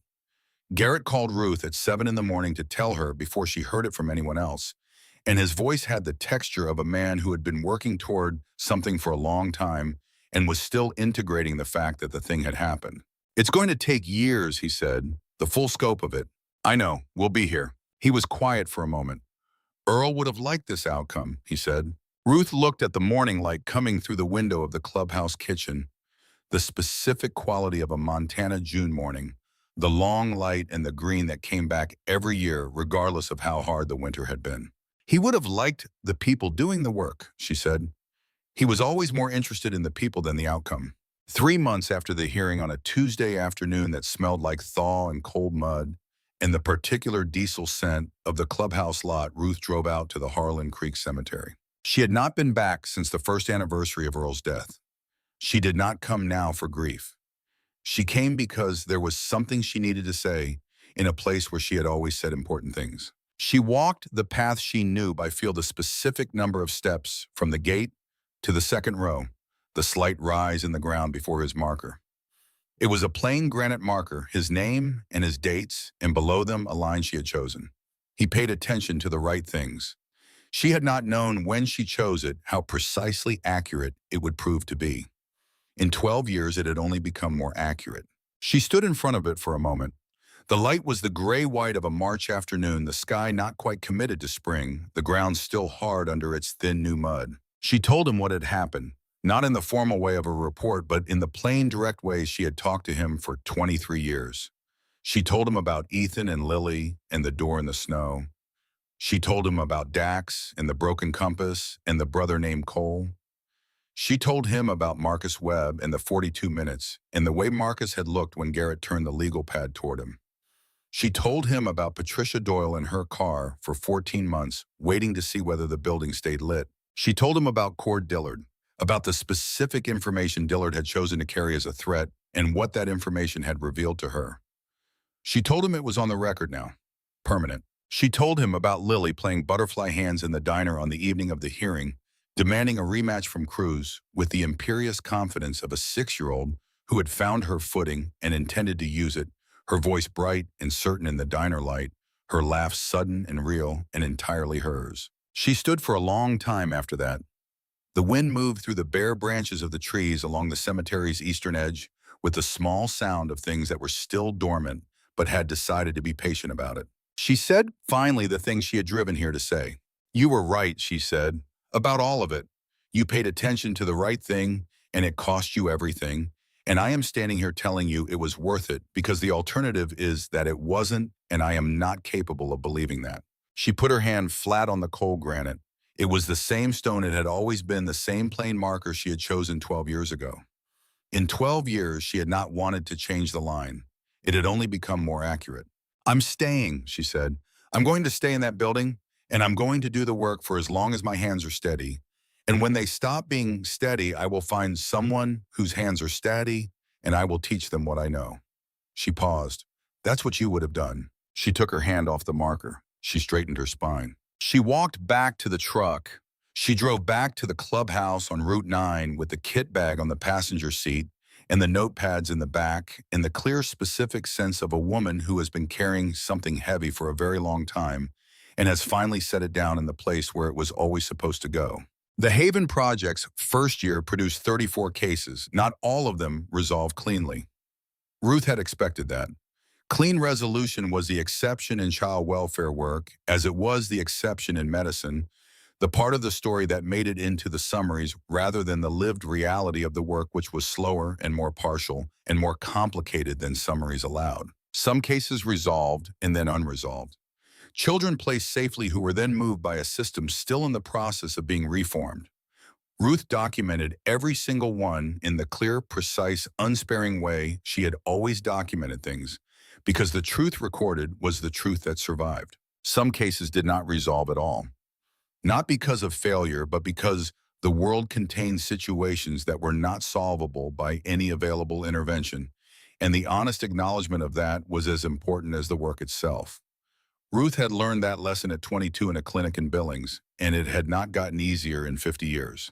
But some cases resolved completely in the clean, specific way that made the work sustainable. A child moved from a placement that was wrong to a placement that was right. A parent connected to resources they had not been able to find alone. A caseworker made aware in the careful, documented way that created accountability without confrontation that certain patterns had been noted and would continue to be noted. These were not dramatic resolutions, but they were real and they accumulated, and their accumulation was the actual work. Ruth counted them. She counted them because she was a practical woman who understood that what was counted was what was true, and what was true was what persisted. On an evening in September, when the first cold had come back down from the mountains, and the leaves along Route 9 had gone to their particular amber and rust, Ethan turned 13. Ruth had asked him what he wanted, and he had said with the directness that was becoming more his own with each passing month, as it became less a survival tool and more simply how he was, that he wanted to go for a ride. Not on a motorcycle. Not yet. He'd said that with a slight precision that made it clear the yet was intentional. On the truck out to the long empty stretch of Route 9 north of town, where the valley opened up and you could see the mountains without anything in the way. Ruth drove. Ethan sat in the passenger seat with his window cracked, despite the cold, looking at the landscape with the expression she had come to recognize as the one he wore when he was simply receiving something rather than assessing it, the posture of a boy slowly learning that some things did not need to be evaluated for threat. They drove for 20 minutes without talking. The comfortable quiet of two people who had learned each other's silences and did not need to fill them. What's it like, Ethan said, getting old? Ruth considered the question with the seriousness it deserved. Clarifying, she said. He looked at her. What does that mean? When you're young, there's more in front of you and it's harder to know what matters. When you're older, you've made enough choices to understand which ones were the right ones. She kept her eyes on the road. The wrong ones clarify the right ones by contrast. Ethan was quiet for a moment. Do you regret things? He said. Yes. What? Time, she said. I spent time carefully in some places and carelessly in others. I would spend it differently now if I could. She paused. I would have been less careful about the things that didn't deserve carefulness and less careless about the things that did. Ethan looked at the mountains. Like what? Like the people who needed someone to stay, she said. I sometimes left too soon when staying would have mattered. Not often, but some. He absorbed this. You stayed this time, he said. Yes. Why this time? Ruth thought about it the way she thought about questions that deserved a real answer. Because you knocked on the right door, she said. but also because I was at the point in my life where I understood what leaving costs. I didn't always understand that. She looked at the road. It takes a long time to understand what leaving costs. Ethan looked at the mountains for a while. Then he said, Lily wants a dog. Ruth almost smiled. I know, she's mentioned it 7 times. Big Roy said he'd think about it. Big Roy is going to end up with a dog. Ethan made a sound that was almost a laugh, almost. Getting closer. The laugh was coming. She could feel it getting closer to the surface, month by month, the specific laugh of a child who was slowly learning that the world occasionally contained things that were genuinely funny, rather than things that needed to be evaluated first. They drove another mile in comfortable silence. Thank you, Ethan said. He said it without preamble in the direct way of someone who had decided to say a thing and was saying it. Ruth looked at the road. For what specifically? For staying the first night. For writing everything down. For going to the cemetery. He paused. For what you said in the courtroom about your husband. Ruth held the steering wheel. Earl would have stayed too, she said. He would have been at that bar the minute you walked through the door. He would have been writing things down all night. She paused. You would have liked him. I think I would have, Ethan said, simply, without calculation. They turned around at the edge of the valley where the mountains came close and the road curved north into the high country. On the drive back, the sun was low in the west, throwing long shadows across the road and lighting the amber leaves from behind, so they glowed against the darker hills, the particular beauty of a Montana autumn that required nothing from you but presence. Ruth drove and thought about the word clarifying, about what it meant to reach the end of a long working life and see the shape of it clearly. She thought this is where it was going. All of it. The emergency rooms and the clinics and the years of learning to keep her hands steady under the weight of hard things. The marriage to a quiet man who paid attention and taught her by example that attention was its own form of love. The 12 years of carrying his unanswered question. All of it was movement toward this road, in this autumn light, with this child in the passenger seat, and the building back in Harlan Creek, with its neon sign and its warmth, and the work that would continue for as long as her hands held their steadiness. It was enough. It was not a small thing to have arrived at enough. She pulled into the lot at 5:20 in the afternoon, and Lily came running out of the clubhouse in her jacket and her good boots, because she had learned to dress for the weather over the past months, without being reminded one of the dozen small, self-sufficient things she was assembling about herself at 6 years old. She ran to the truck and looked through the passenger window at Ethan. Big Roy said yes, she said. About the dog. He said yes. We have to agree on a breed. Ethan looked at her. He looked at Ruth. He got out of the truck. What kind do you want? He said to Lily. A big one, Lily said with the certainty of someone who had been thinking about this for some time. Big enough to sleep at the foot of the bed. That's most dogs, Ethan said. A really big one, then. They went inside. Ruth sat in the truck for a moment after they were gone, in the quiet of the parking lot with the late light on the mountains and the neon sign beginning to be visible as the afternoon dimmed red and amber, starting its evening watch. She thought about Earl. She thought I stayed. I stayed in the room. I did not leave. She thought it was the right thing. It was always the right thing. She picked up the kit bag from the passenger seat. Earl's bag worn soft at the shoulder from years of carrying, and she got out of the truck and she went inside where it was warm. On an evening in December, the first full year after the snowstorm, Dax was sitting on the front step of the clubhouse when the door opened behind him and Ethan came out and sat beside him, because that was the thing they had developed, the habit of the comfortable quiet of two people who had learned each other's silences and did not need to fill them with anything. Ruth saw them from the kitchen window. She stood at the counter with a cup of coffee and looked at the two of them on the step, the man and the boy, the broad shoulders of the leather jacket beside the narrower frame of a kid who was 13 now and still growing, and who was out there in the cold in the right jacket, at last the right size and weight for a Montana winter. From inside, Lily's voice was audible, demanding that Cruz arbitrate some dispute. And Cruz's response was the long-suffering voice of a man who had agreed to be a fair witness in a card game and was now apparently being held to the commitment indefinitely. Gunner's dry laugh, the sound of boots on the floor, the smell of something good on the stove. Ruth drank her coffee. She looked at the neon sign through the window, red and amber, the particular stubbornness of it, the way it kept its light against the dark, not because it was heroic or dramatic or even especially noticed, but simply because that was what it did. That was the function it had been built to serve, and it had not stopped serving it. She thought about the word clarifying one more time. She thought, I am 72 years old, and I have spent 38 years learning to keep my hands steady and to be in the room and not leave, and I am in the right room, at last at the right time doing the right work. She thought Earl knew this building before I did.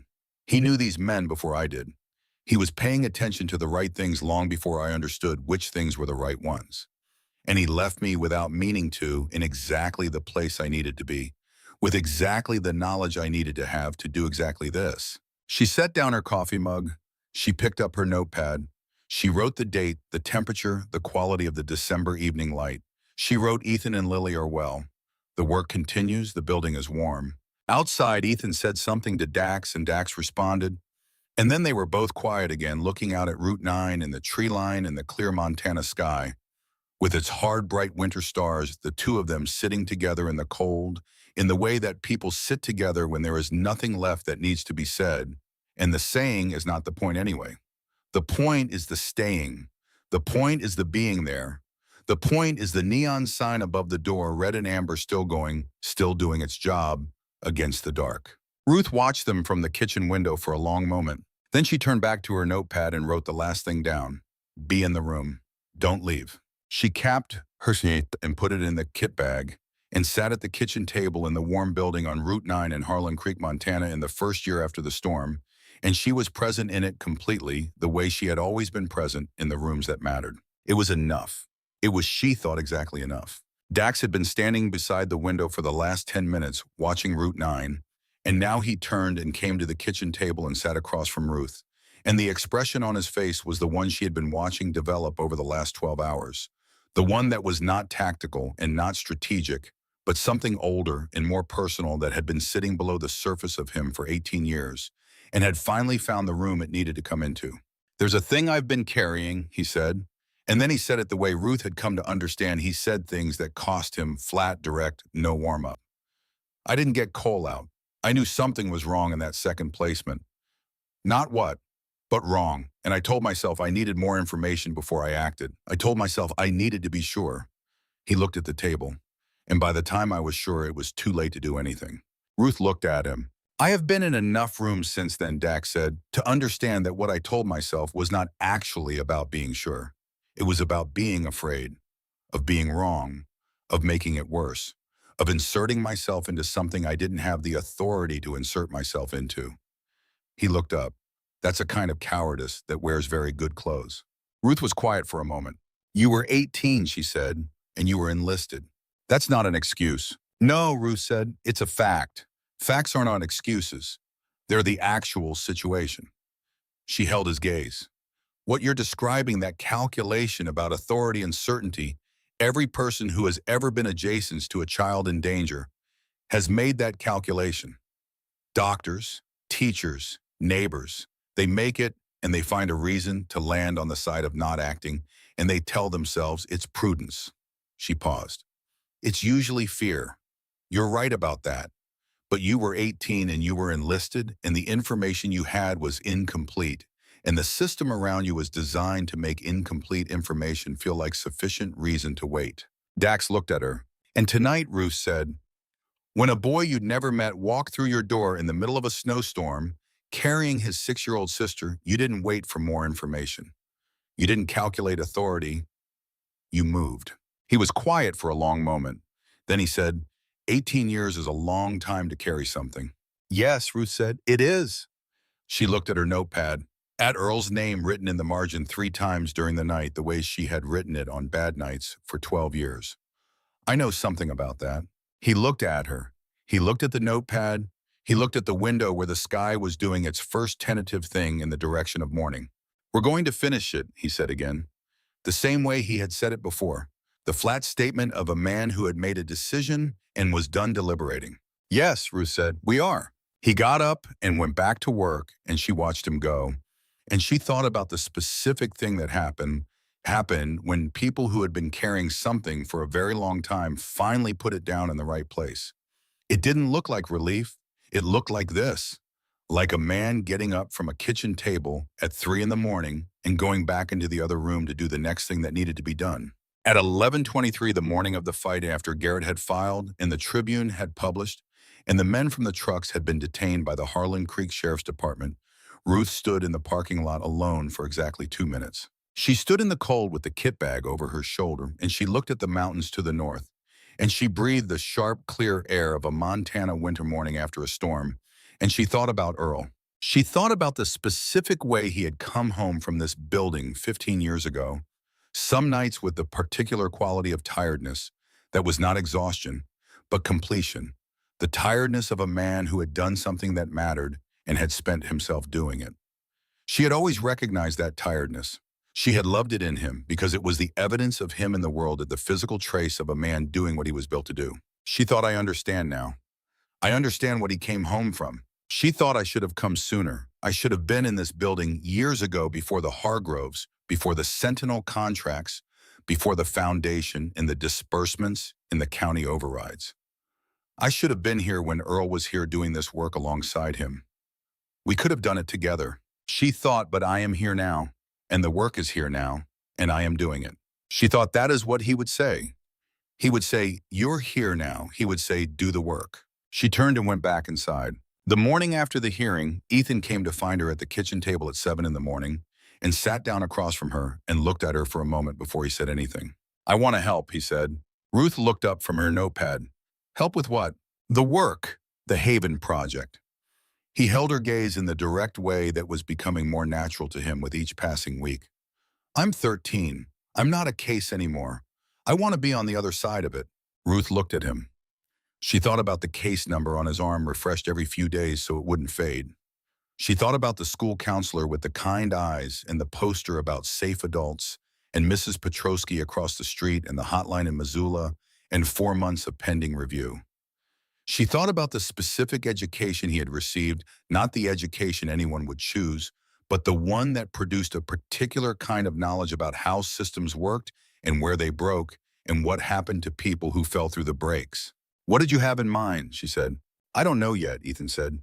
But you're going to need people who understand what it's like from the inside, who know what it feels like to try to report something and have nothing happen, who can talk to kids who are in it now and make them believe that someone is actually going to do something this time. He paused. I could be that. Ruth set down her pen. She thought about what it meant to offer that, to take the specific thing that had been the worst part of your experience and make it into the tool that helps someone else. She had seen it in medicine. The patients who came back after recovery to sit with the ones who were still in the middle of it. Not because they had healed completely, because they hadn't, and they knew how to be honest about that, and honesty was what the people still in the middle of it needed most. You're 13, she said. I know that. There are things you'll be better at in a few years than you are right now. I know that too. But there are things you're better at right now than you'll ever be again, she said, because of where you've just come from. Ethan looked at her. He was doing the assessment gaze, the careful measuring, but it was different now than it had been. Less the tactical scan of someone calculating threats, more the attentive look of someone paying close attention to something that mattered. So yes, he said. Ruth looked at the legal pad on the table, at the work that was already accumulating there, the cases that would need the specific knowledge of someone who had been inside the machinery and survived it and was now on the other side of it. Yes, she said. When the time is right, we'll build toward it.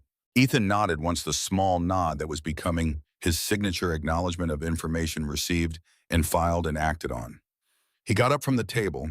He went to find Cruz, who was making breakfast, and the sound of Lily's voice followed immediately, and then Ethan's response, and then both of them together, the particular sound of siblings in the morning in a place where morning was safe. Ruth sat at the kitchen table and listened to that sound for a moment. Then she picked up her pen and opened her notepad to a new page and wrote the date and began the work. The investigation moved in the weeks after the hearing, the way real investigations move, not with the cinematic momentum of a single dramatic revelation, but with the grinding incremental accumulation of documented fact upon documented fact, each piece requiring verification and cross-referencing, and the patient, unspectacular work of people who understood that the truth had to be built as carefully as any other structure if it was going to hold the weight that would eventually be placed on it.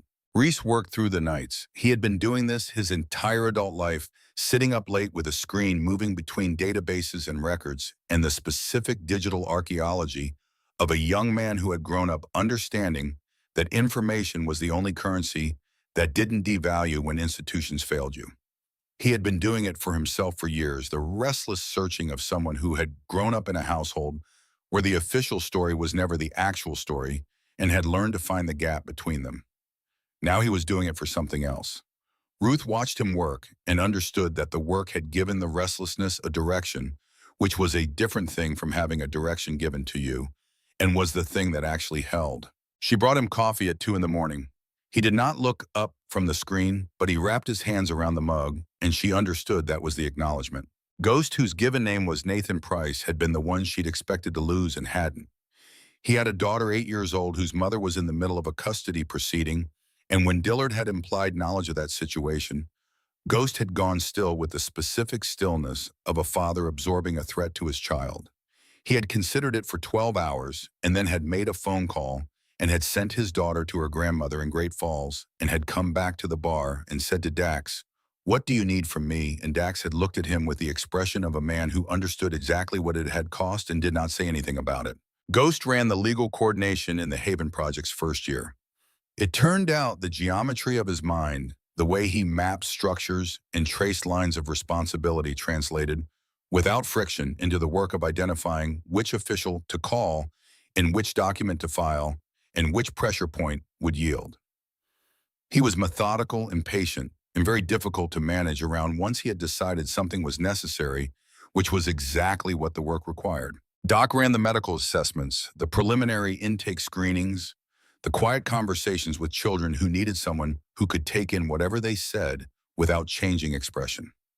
He had over 20 years of service, and its aftermath developed an interview style that was the specific product of a man who had been in enough extreme situations to understand that the most important thing you could offer another person in a hard moment was a face that did not react to hard information as though it were unprecedented.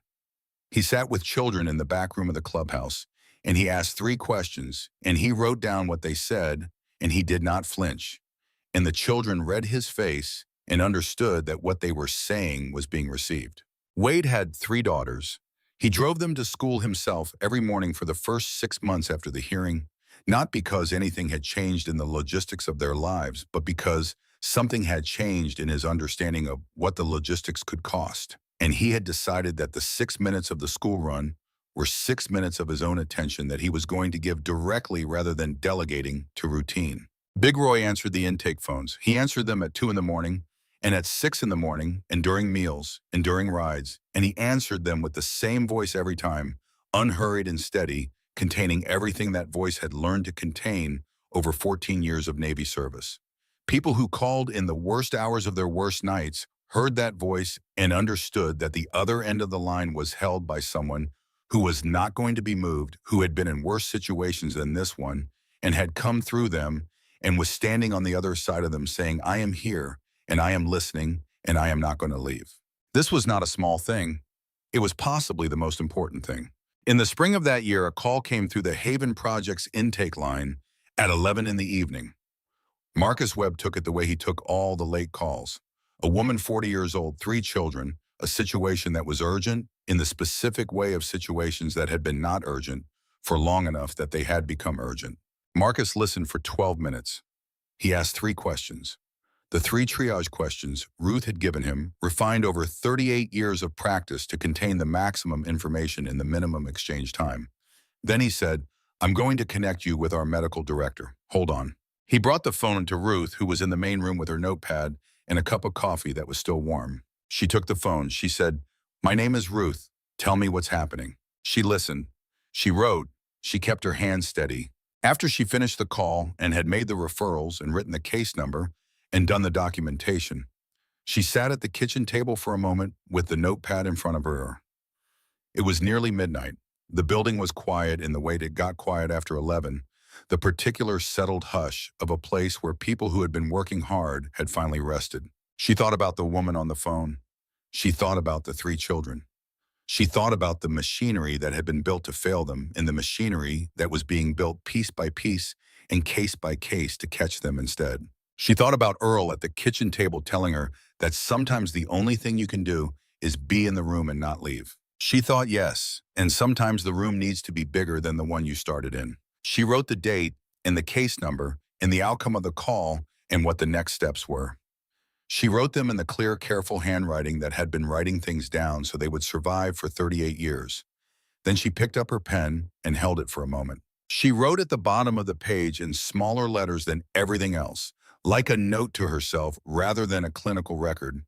This is the room, be in it. Then she capped the pen and put it in the kit bag and turned off the kitchen light and went to check on the children before she went to bed. Lily was asleep with her arm flung out and her face slack and her breathing even the deep, uncomplicated sleep of a child who has found her footing in the world. Ethan was awake reading something on the small lamp's light, and he looked up when Ruth came to the doorway and gave her the nod that meant, "I'm fine, go to sleep, I've got this," which was still the old reflex but was becoming something different now, something that was his choice rather than his necessity. She gave him the nod back. She went to bed. In the morning, the kit bag was on the kitchen table where she'd left it. Earl's bag, worn soft at the shoulder, still holding exactly what she needed. She picked it up. She went to work. On a Tuesday in March, 3 months after the hearing, Ruth sat on a bench in Harlan Creek's small park on the east side of town, just 2 blocks from the cemetery, but not at the cemetery. She had been there. She had said what she needed to say. Now she was sitting here in the pale, thin sunlight of the year's first tentative warm day, watching 2 children play on the equipment near the fence. She was not thinking about Earl exactly. She was thinking about the specific shape of the 12 years since Earl.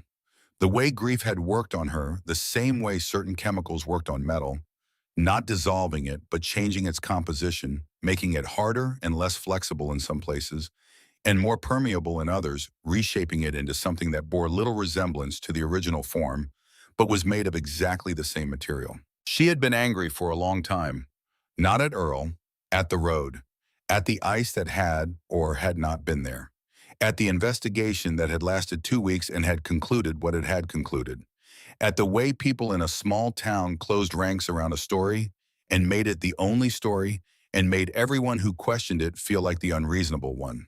She had been angry, and then she had been tired, and then she had been something that did not have a name, which was the state of having carried something for so long that you could no longer distinguish between the weight of the thing and the weight of yourself. They had become the same thing. Now she was something else, something she was still finding the edges of. The nearest word she had for it was free, but that wasn't quite right either because the weight was still there. The knowledge of what had happened to Earl was still there and always would be, and the grief was still there and the anger had not entirely resolved. But they had been put in their proper place, which was the record, which was the truth on a court document that could not be managed or dissolved or overridden by a county director with a plaque on his wall. The truth was on the record. Earl's death was on the record. And the people who had killed him were in the path of a federal investigation that had been running for 8 months and showed no sign of stopping. She thought, that is what I could do. That is what I did. It was enough. It was in the most precise and practical sense of the word enough. She got up from the bench. She walked to her truck. She drove back to Route 9 and the building with the neon sign and the warmth inside it and the work that was waiting. And she went in and sat down at the kitchen table and picked up her pen and opened her notepad to the next page. She picked it up. She went to work. Ruth drove out to the Harlan Creek Cemetery on a Tuesday in March, 3 months after the hearing, on an afternoon that smelled like thaw and cold mud. She had not returned since the year after he died. She did not come now for grief. She came because there was something she needed to say in a place where she had always said the most important things. She walked the path she knew by feel, the slight rise in the ground before his marker. It was a plain granite marker, his name and his dates, and below them, the lines she had chosen 12 years ago. He paid attention to the right things. In 12 years, it had only become more accurate. She stood in front of it for a moment.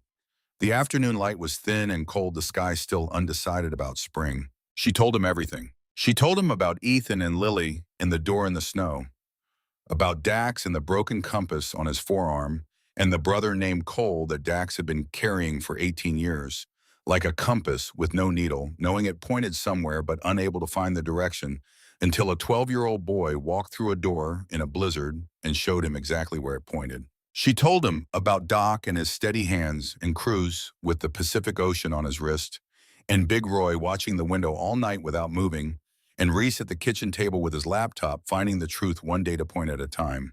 She told him about Ghost with his 8-year-old daughter and his custody proceeding and his compressed stillness and his decision to stay anyway.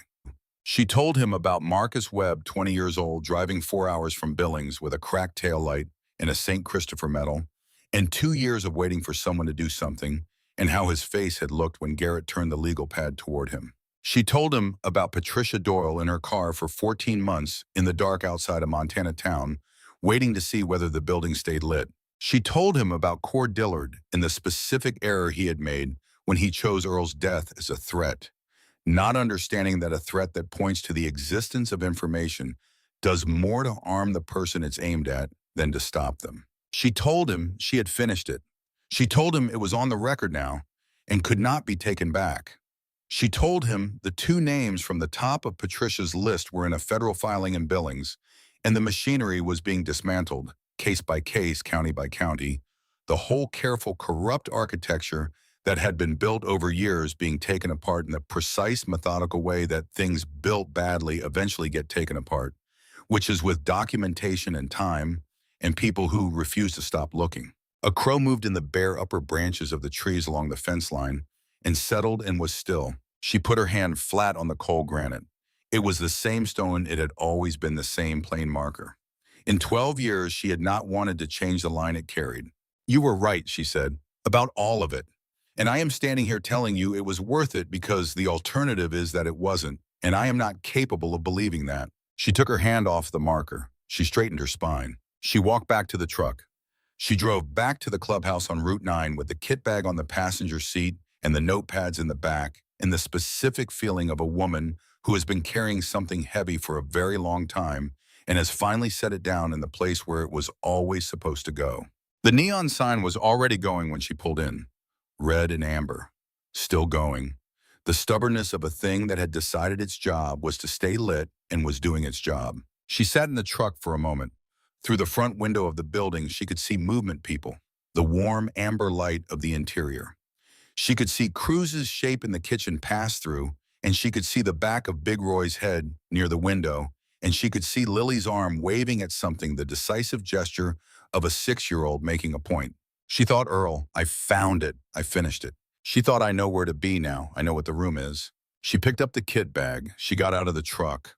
She went inside where it was warm and where the work was waiting, and she sat down at the kitchen table, and she opened the notepad, and she picked up the pen, and she began.